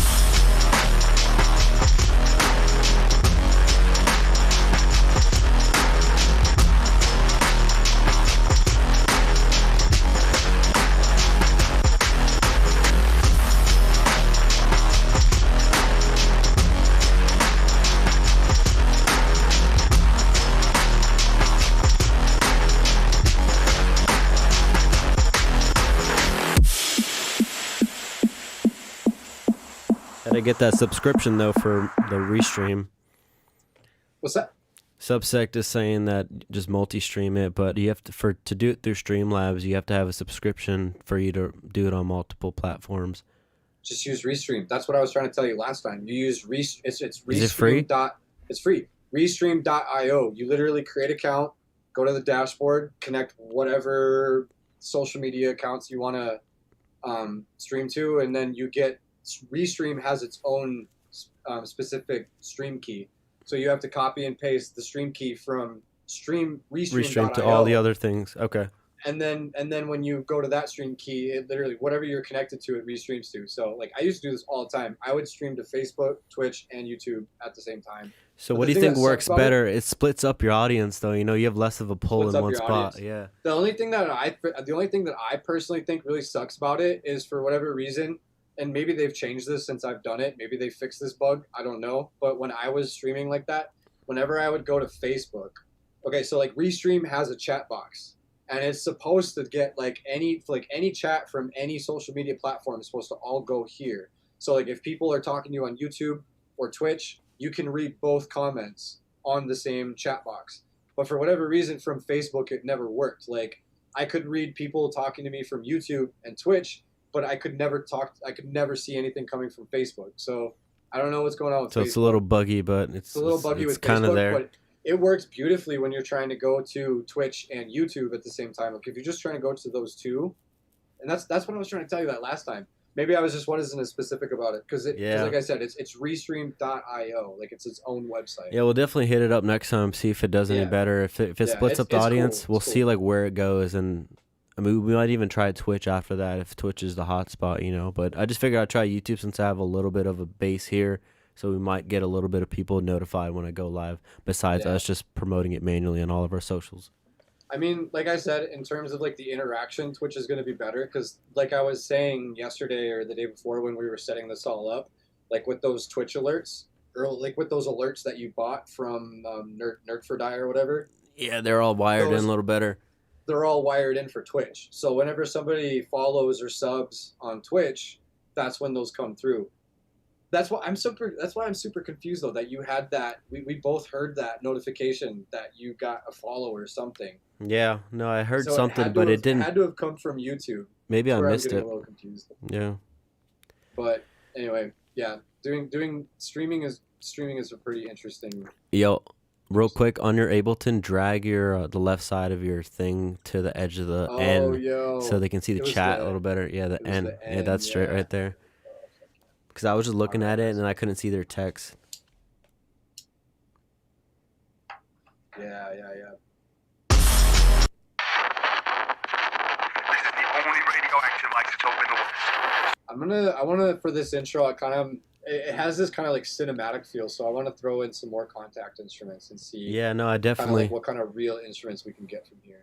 Yeah, like even some like maybe like cellos or some like lower strings or even brass could fill up that space because we have already that electronic element of that Reese sound. So trumpets, horns, trombones, or tubas. I say horns or anything lower than trumpets. The trumpets might be too high. So like a legato horn. Okay, Acoustic says upload some highlights from a Twitch stream, so we could do it on Twitch and then just cut it out, throw it on YouTube. That's basically what Illuminate and a lot of other people do. What's good, Encrypt? How you doing, my man? Good to see you here. Fuck yeah. Yeah, what up? What up?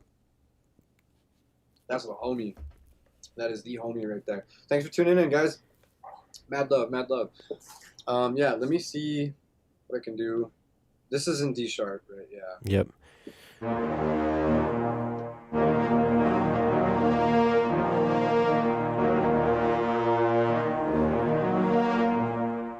This horn is not working exactly.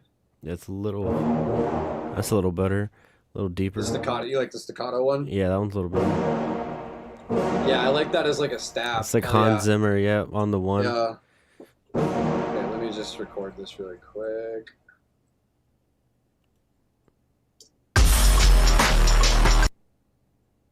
Need to count in. Count in a little bit, yep.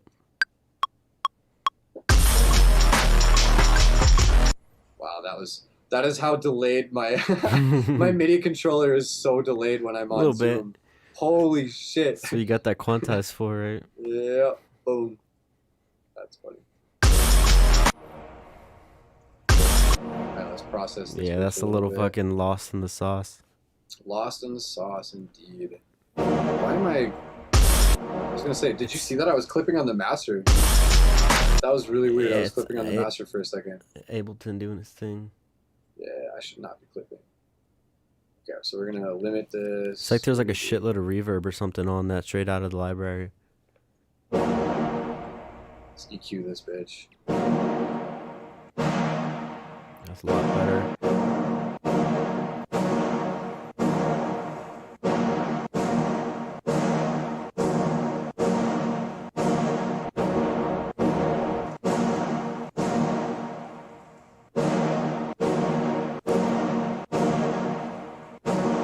I'd say saturate it a little bit if you can. With like Saturn maybe. It'll give it like that organic sound. Yeah, Saturn. It's just so crispy the way it like wakes it up.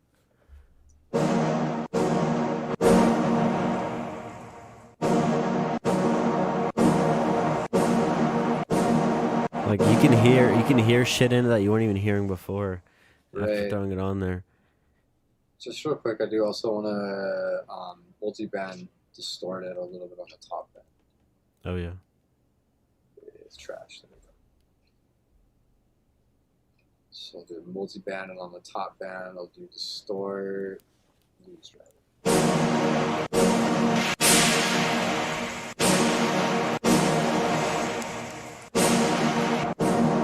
Yeah, it's 'cause it got like an exciter in it, Yeah, there we go. It's got all that nice crispy air. and you just mix Likes it it in. open doors. Likes it open doors. So Oh, you know what?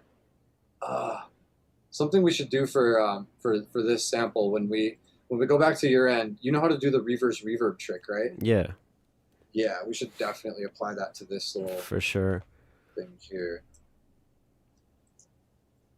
Like, let's do this.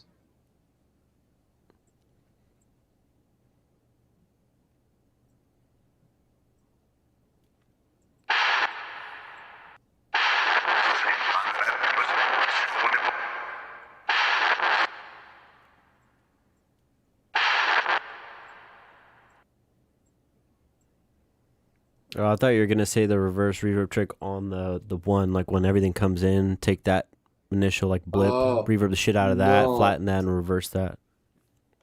No, I was saying this. This is the only radioactive isotope in the world. So you better not miss. It like has like this sucking in kind of effect on it. So that'd be like the very beginning. Right about here. This is the only radioactive isotope in the world. So you better not miss.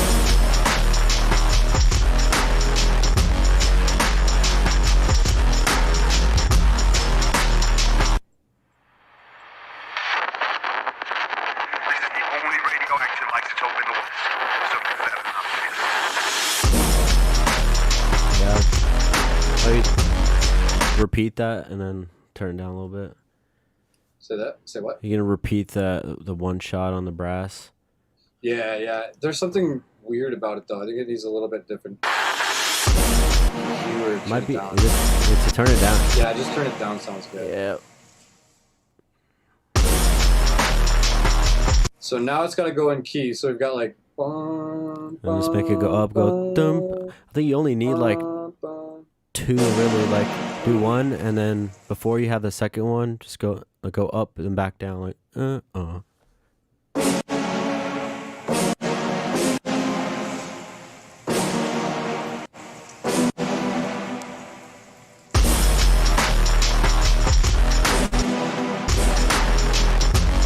Now keep it simpler. Like have more space before that second note. Just let like that receive bass ride out, and wait four bars until you go to that one again, and just do like one note okay, right before yeah. it. You know what I mean? Yeah, I see what you're saying. I see what you're saying. Yep. And right there.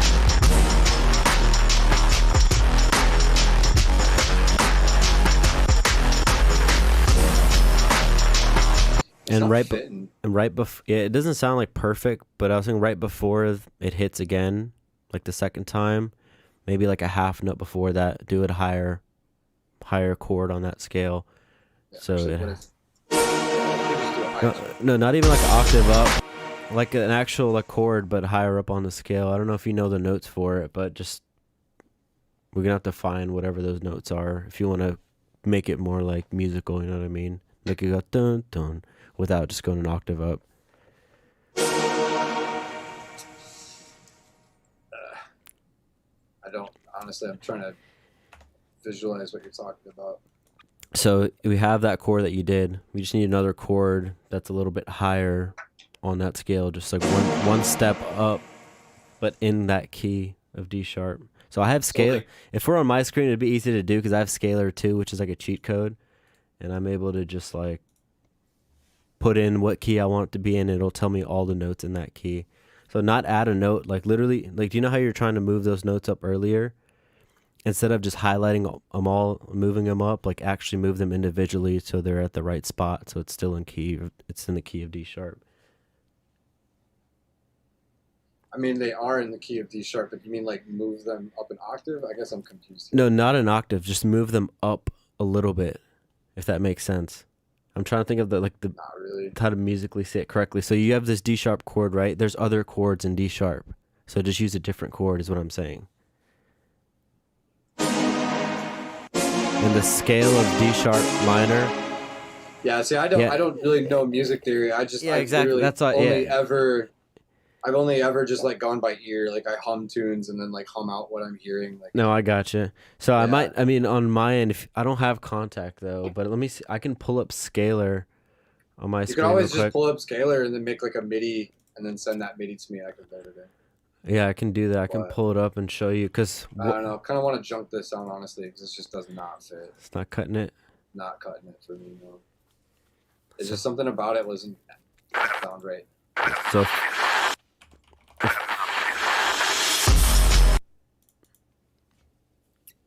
So if you guys know about Scalar, then you'll know how like overpowered it is. But did you already scrap it? Yeah, I got rid of that because I just wasn't really feeling that like.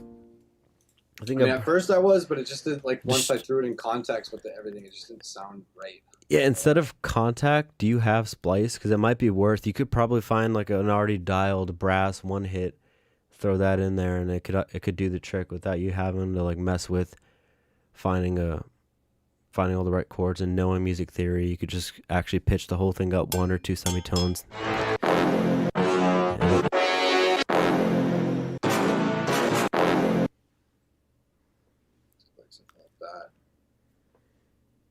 Was that in key? It says it's in F minor, so that'd be what, 2 cents down, 3 cents? Yeah, I think it's 3. No, it sounds. The sound. 2. It is. It just sounds too low. No, that's in key. No, I mean like the actual like sound of it sounds like it's like too low from pitching it. There might be like a better sample to start with, so it doesn't lose its.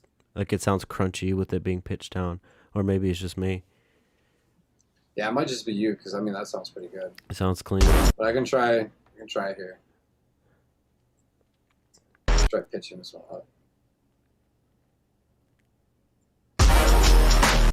Yeah. I mean it's not bad. Get a little bit better reverb on there.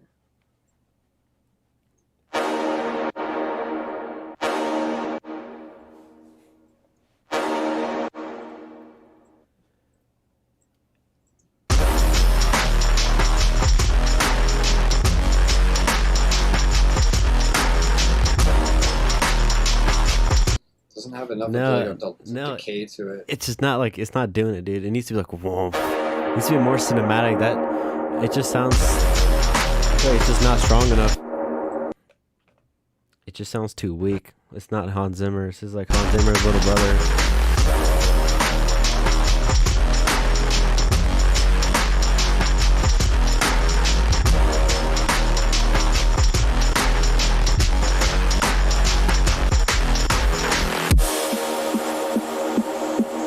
I get more with that reverb, to be honest. It is better with the reverb, but I think the actual like sound is just not that good. Like it could be more of like it needs more girth to it. You know what I mean? It's like if it was a synth, it would be missing its soul. Like I'm just imagining like a vomp. You know what I mean? Just like some heavy, like low, like a thick brass. I'm pulling up Splice right now. I might even have one here ready to go for you. And I'll just like tell you what the name is.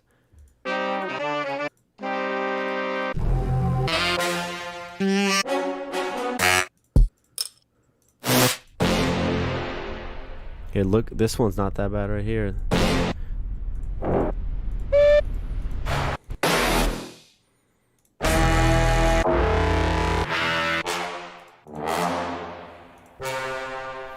Look up Xylent.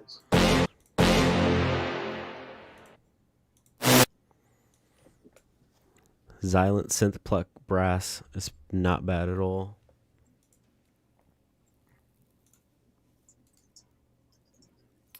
You know how to spell Xylent, yeah.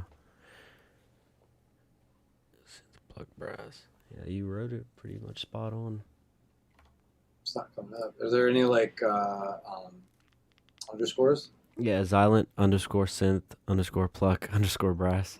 That's probably wise. You'd think Splice would have their shit like working though, you know what I mean?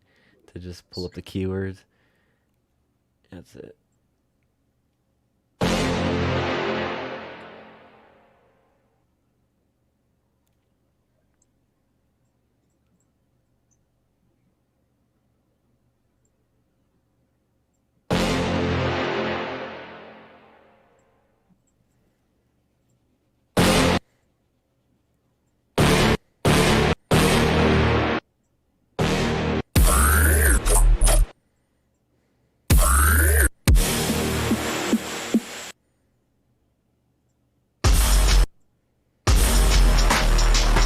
Still doesn't have the decay that I want though. Yeah, just throw the reverb you had on the other one was good.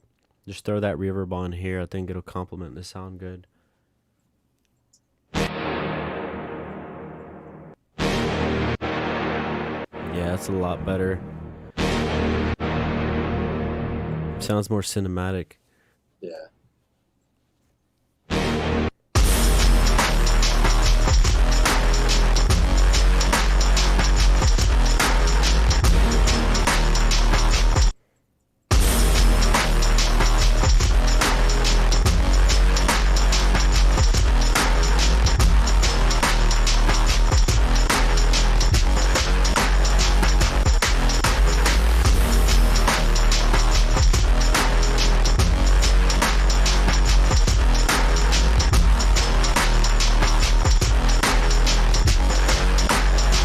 Realized everything sounds so fucked up on the drums because these are like, for whatever reason, the transients are like off. What's going on? I don't know. Some doesn't sound right about the drums. It's kind of bothering. Yeah, is he like some of the transients are off? Yeah, I think he like did it on purpose. I don't know if I don't think you did anything, dude. I think it's just like the way he did the fucking loop. Unless it's like it's pretty much the same loop, right?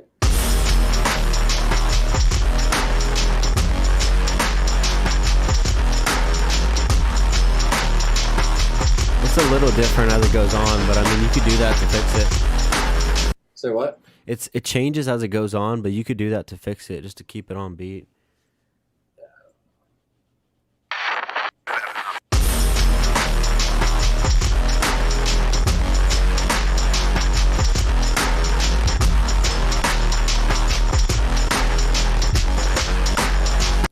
Did you already process that one? That new brass, or no? I mean, it's from Splice. There's really no processing to do. I mean, just to cut out the lows a little bit so it doesn't clash. Maybe like that guy, yeah. Yeah.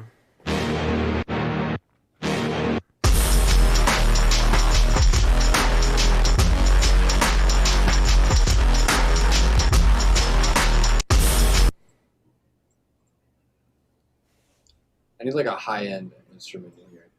That was a war horn from the Mastodon song.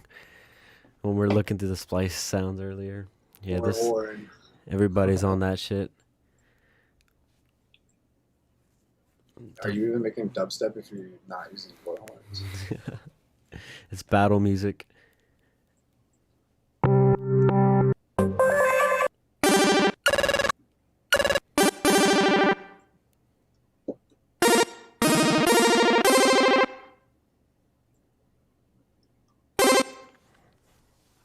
I know Omnisphere's got some ARPs in there. If you got like a nice ARP, that would go well with this too. Yeah, I'm just gonna add something to this track. It's like me. Woo.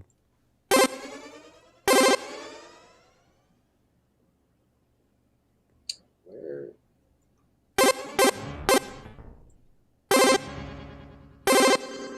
I was like, why is that fucking changing the pitch on?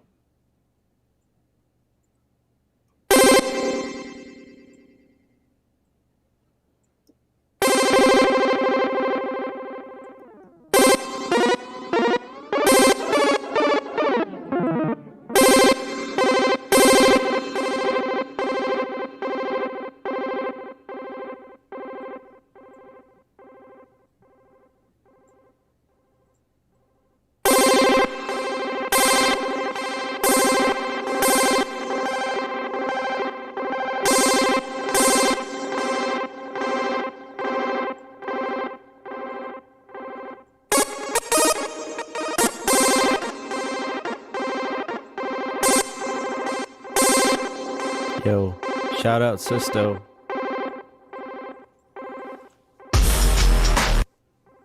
You're fucking sick, dude.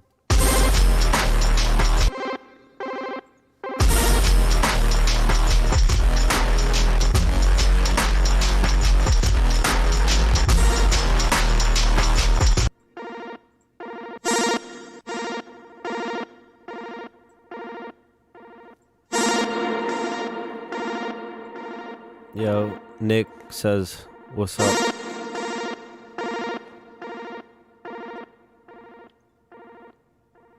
Yo, what's good, G?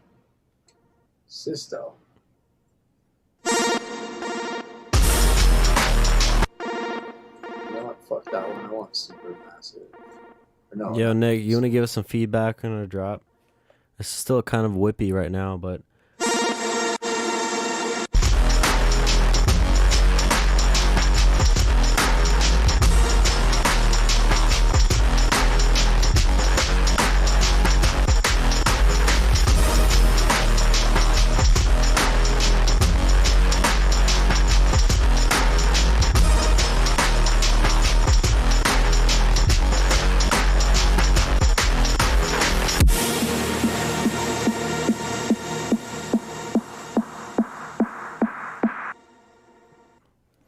Hell yeah, flatten that bitch.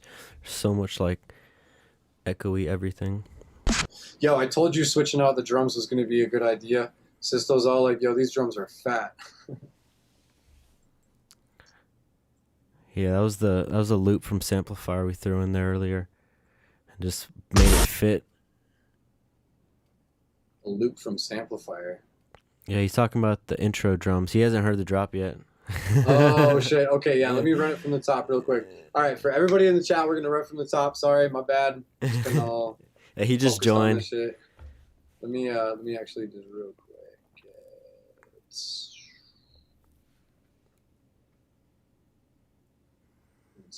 Yeah, I don't know how I feel about like that first sound when it drops, but I definitely still have time to dial it in after What we first do the sound? sesh on like that first note that we're still kind of fucking with before I just bounce it out.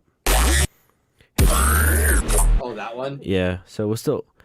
Do you still Yeah. have those other layers underneath that, like the context stuff, or is that already like everything? Oh yeah, it's playing on top of it. That's why I was like, there's like a lot of fucking atmosphere in that bitch. Oh, it's that. That's what it is. That I wouldn't want that playing in the drop. No. Hey, you could play it back one time for Nick. There you go. Yeah, we'll run it back, and I'm just gonna get rid of these effects right now because I don't know how I feel about the. Well, Yeah, we still This got to one- work them in. This one for sure, but yeah, let's just run it from right. Yeah. This is the only radioactive isotope in the West. So you better not miss it.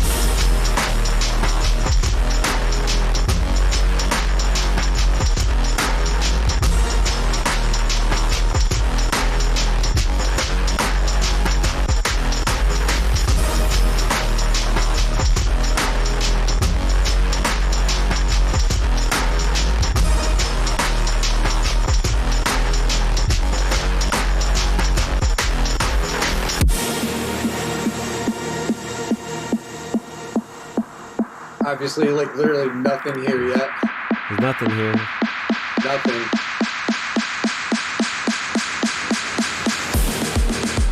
But it'll be hype once there's all the layers there.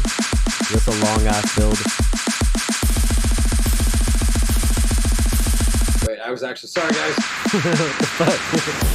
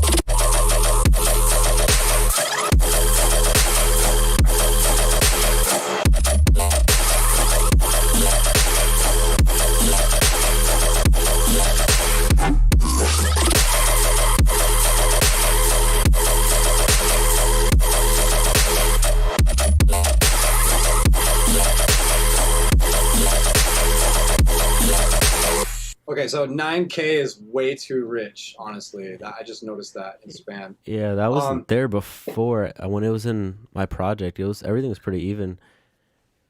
I don't know if did you add anything to the master? It had to have been there before. No, dude, it's literally the same master you had. Just The in fact, Pro L actually, and the we got sold on it, so like it shouldn't even. I don't know. That's weird. It's definitely in the mix. But Yeah. Sisto was saying, what the fuck? You can change the skin on span. I love that it's the dark like that. Hell yeah, dude. So if you go, actually, I'll show you really quick. If you open up span, you click on the little, this guy right here, the little 3 dashes. You go to UI colors. You can choose like Black. red, green, Hell yeah. cayenne. Black is my favorite, of course. And then, for those of you wondering, these span settings are actually bad class span settings. And so if you just copy these really quick, these are like the most accurate it gets, in my opinion. So it's like 50, 2000, I don't know, just like copy these settings because these are too fucking good. Too smooth. You see everything the way you need to. So. Yeah, Sisto's pretty hip to span, dude. He's the one who like tells me to use it a lot too, and to track. He told me what to change your block size to, that your low and your high should be around that same range. It's basically the same shit you preach as well. So he's fairly hip to the Cool. functionality of it, just not the theme, I guess. Yeah, you just want to be able to see it in kind of a slow enough amount of time to where you can actually analyze it, and you want to be able to actually see like the individual frequencies. Like the default settings suck. It's like way too rounded out. You can't really tell what's going on. Right.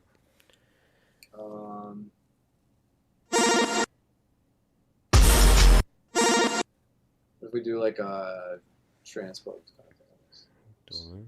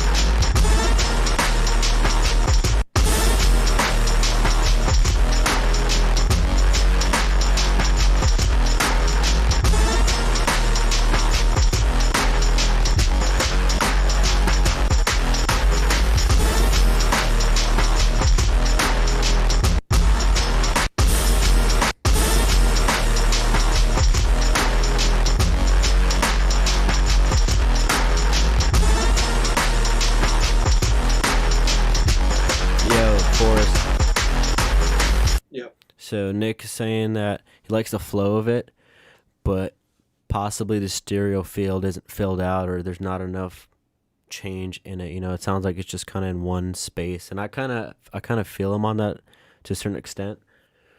I don't think anything's really panned super hard, or the panning is not automated for the drop. He's talking about the drop. I think this part's straight. For the Yeah. Nick, what are you talking about for the Sisto? Talking about for the drop? I feel like maybe the stereo field could have more. I mean,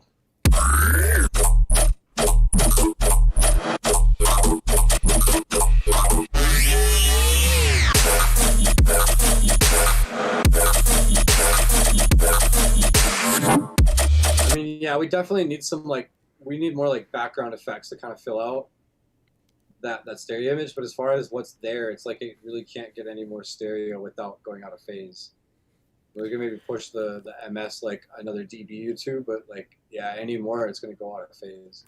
I might just need to go in and manually automate the pan on something just to keep it like more movement, because everything is centered basically. We're not really doing a whole lot of contrasting in this mix. That I definitely noticed. We're like usually in like my own tunes, like I'll have stuff like central and then there's stuff on the sides, and they're like very separate from each other, so there's contrasting. And this is kind of like everything is really centered and really wide, so it's just like a wall of like it's kind of washed out in a way in the stereo field. No, it definitely is. It's like super pushed to the brim. I mean, when everything's together, yeah, it's fine. But like if we're looking at individual stuff, maybe they're. I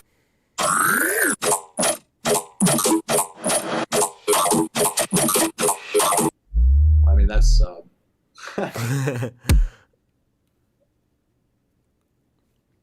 He said the correlation meter looks fine. It's probably, I mean, you are hearing it through Zoom audio through his, because we just switched to his computer and the stream's coming through his audio. Yeah, that is true. That is true. It's not nearly as like high res as it was when it was coming through Ron's end. Now that, because he is literally streaming a Zoom session, so it's definitely the audio is getting degraded from my end. That's probably part of it. I mean, he has good ear, so he might be hearing something. I mean, if he's got to have a good enough ear if he's like hearing the degradation and the fact that we're like streaming it. Yeah, he knows what the fuck he's doing. But this sounds super crisp on my end. Beautiful roll off from 10K too, like absolute money.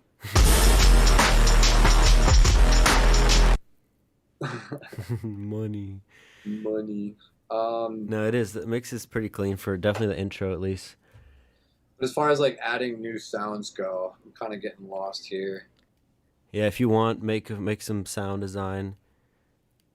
Well, I think the drop, honestly, like, I don't know about you, but I think the drop, I mean, it's got both me and you in it, and the flow is nice. It's just maybe that first sound that I'm... Yeah, because I was still, like, in the middle of, like, fucking with it, and then we just started getting off, like, our ADD kicked in, we started doing other shit, you know what I mean? So when I, like, go back in it, I'm going to tweak it so it's, like, dialed in more, but thanks, Sisto. You are the man. Yeah, hey, yo, yeah, mad up, Sisto, dude, like... You seem like a pretty cool guy. You should have me on Facebook, bro. But yeah, dude, like, as far as, like, the effects go, I mean, we could probably do more, like, weird stuff for like, fillers, like, maybe, like, right here and right here. But as far as, like, adding these kinds of, like, transition-y kind of effects, that was, like, really what I wanted to mainly focus on. Hell yeah, and you definitely did that. Getting a good amount of sounds to like go from one section to the next with like a riser and impact kind of thing happening. These are my favorite samples to make, honestly, like an impact plus a riser plus an impact. Yeah, it's just original too, because I mean, obviously you can't change it too much, but just the feeling of knowing you made it in that project and it's made from scratch, it just has that slight edge to it that you're not gonna. It's hard to duplicate it. No, you actually do still have in this plug-in Rise and Hit, you do still actually have a lot of control. Like you can, like these offsets, like you can tell like when certain samples are going to actually start. To continue. Yeah, pretty cool plug-in. But as far as like intro stuff goes. I'm kind of hearing this like pad. There's a point down here where there's like this pad kind of sound that comes in, and I want to like add to that, but that's kind of all I really want to do.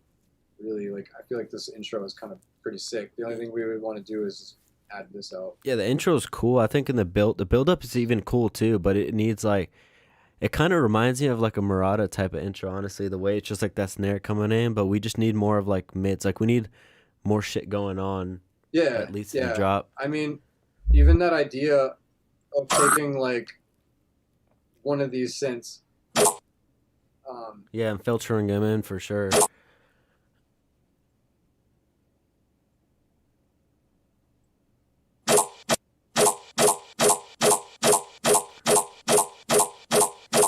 And we have, I think it's like a 1 bar long pre-drop vocal we're supposed to add. Yeah, that's the pre-drop rate. Oh wait, yeah, 1 bar, so it would be cut right there. I mean, we could even have it come all the way back here, and it would literally just be like, long ass filter, yeah. Yeah. So like vintage verb and pro Q, and we'll just do like a high pass filter, like super down here. I'll get the filter going, and then on vintage verb, that. Yo, Sisto, we need to do a collab stream, bro. If you don't feel too pressured to do it.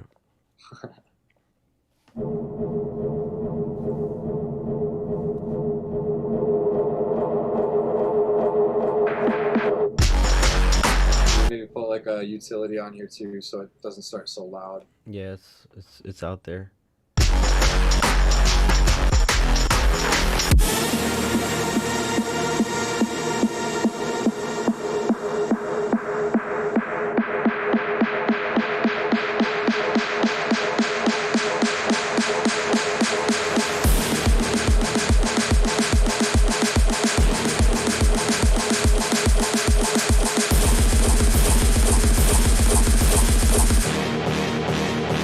Yeah, definitely get rid of the fucking brass on that. I was literally, that was like super fast. This one I would actually want this to be more like bomb. Yeah.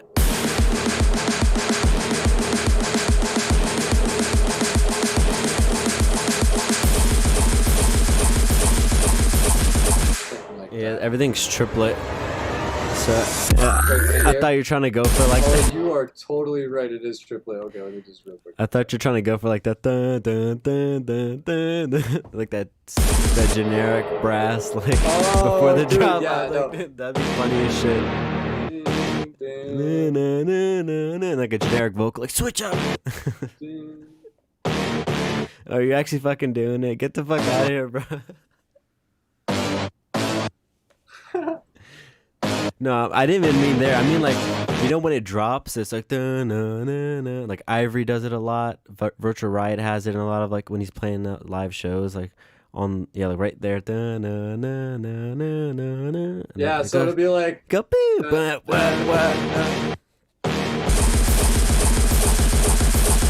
the fuck out of here.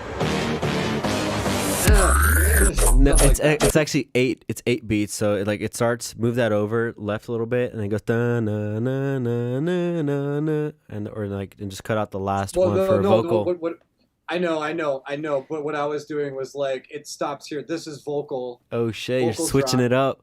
Vocal pre-drop. Da da da da da. Bum bum bum bum bum. And then it gets into it. That was just what I heard in my head. But yeah, no, you could just do like. I was just thinking of that generic fucking, you know what I mean? Like that show play out. You don't have to like actually do it. It's kind of a joke unless you want to do it.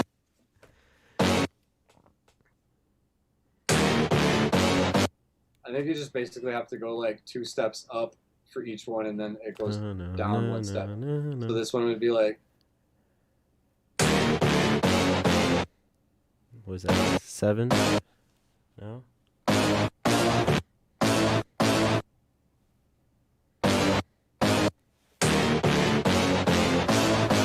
Oh, and then vocal drop right here. Yeah, Everything exactly. stops and then vocal drop. Yep. Let's go. Yo, That's exactly what I was saying, dude. Let's go. And you gotta do a kick, do a kick on each one too. And the side chain. I love it. Dude, I was joking, but I guess we'll go with that. No, I'm not joking. Why would you be joking when we're making music? I guess, I mean, if that's the idea that came up, I guess it's better to go with it than not, right? Fuck it, let's do it. Dun dun dun dun dun dun dun. Let's go. Or something like that.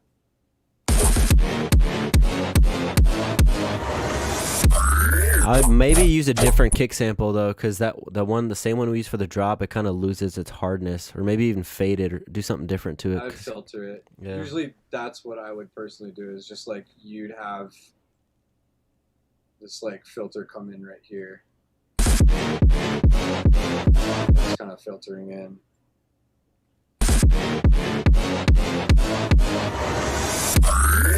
Something like that. Maybe even hats too. I don't know. I'm trying to think of an example song.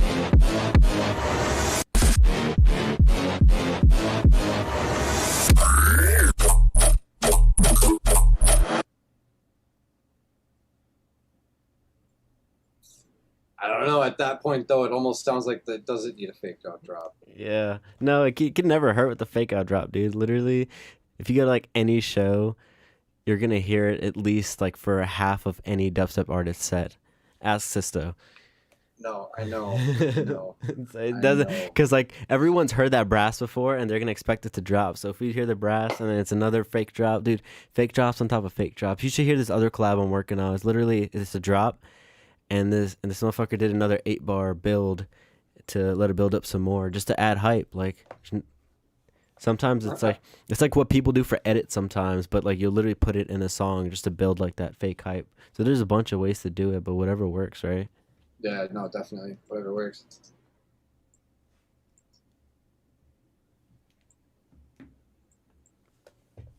Getting rid of unnecessary shit. Yeah, run it from the top again. This is the only radioactive isotope in the world. So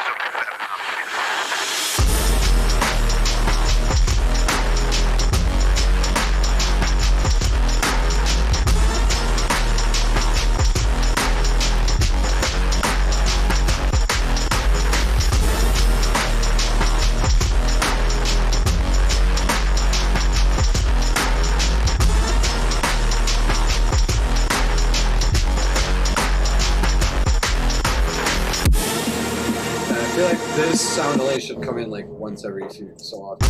Yeah, and I'll turn it down a little bit because it's like almost as loud as the brass.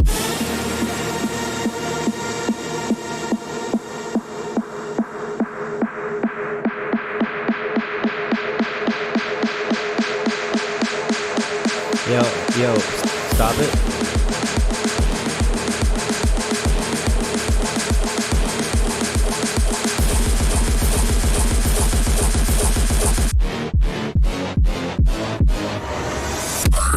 So there's a lot of high end missing out of the brass, what I've noticed on that part. And then also before, like when you think it's building, it's about to drop, like halfway through the build, instead of having it just go straight into the progression of the build, like let's stop it a little bit before that, add some sort of a fill and get back into the build just to keep the momentum up or keep the energy up. You mean like right here-ish? Yeah, like play the build up before it starts, like, yeah, exactly right there, like at 40. 40. Yeah, where you were at before, basically. This is 32. 40, yeah. Click on 40, like that. Those 4 beats right there. Like play that. Play that right there.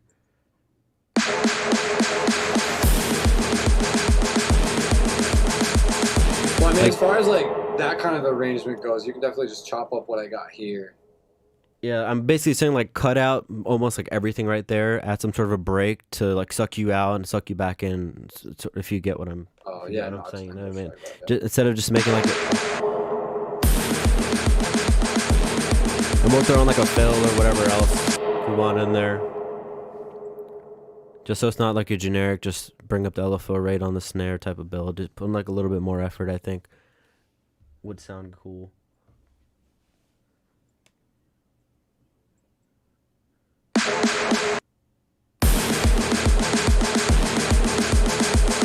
Even a vocal could work there too. Honestly, you could throw a vocal. You even could throw like a drum fill or Drum both. fill, that's kind Yeah, of what I'm thinking. Yeah.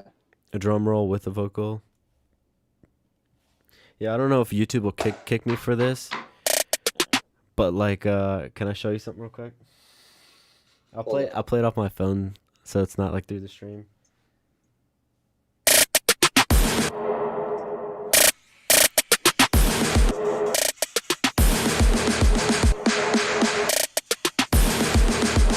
What were you saying though?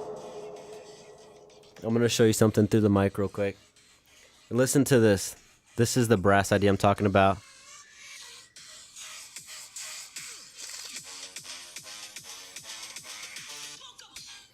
You see that? Dun, dun, dun, dun, I didn't hear dun. shit. No. You didn't hear shit? Are you kidding me? You'll have to share your screen.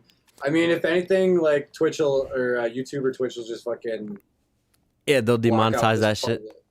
Either that or they'll just like cut the audio for that section of the video. I'll show it to you off stream so I don't risk fucking anything up. So, Word. so just so you get that idea or like at least inspiration of that whole brass switch. But basically, he adds like I think there's a hat and then there's a trap snare kind of complementing the kick just to make it more filled out instead of it just being just a kick on the one. Because that brass part, that idea is cool, but we just gotta execute it better. But Encrypt saying that intro is a vibe. Shout out Encrypt. Thanks, G. Yeah, I mean, this definitely doesn't have to stay. I was kind of just being funny. Like, I heard it in my head Yeah, too. I was no, like, I yo, saw it. I know what pre-drop you're talking about. Like, We saw it. Dun, dun, dun, dun, dun, dun. Welcome, and just make it go straight into another pre-drop. Yeah.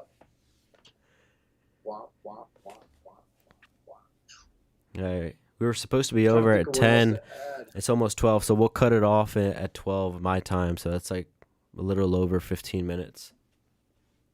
I mean, honestly, I can just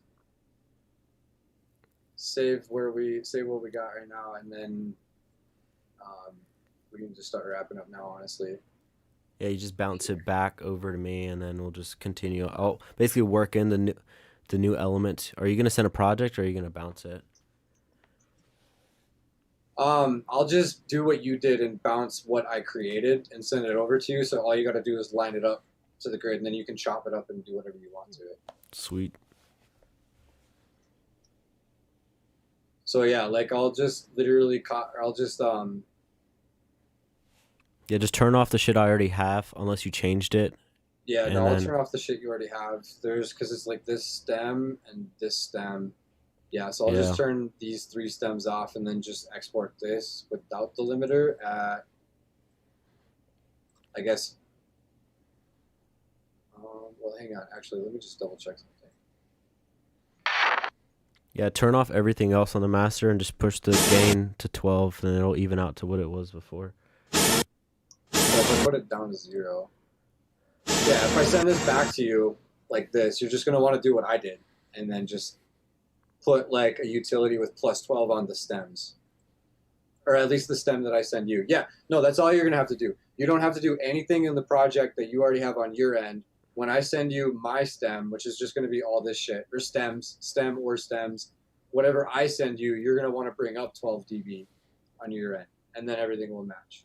Because I'm bringing this down. Do you want to do Putting this anything back with down. those extra effects that you made in Contact, or are you just leaving those out?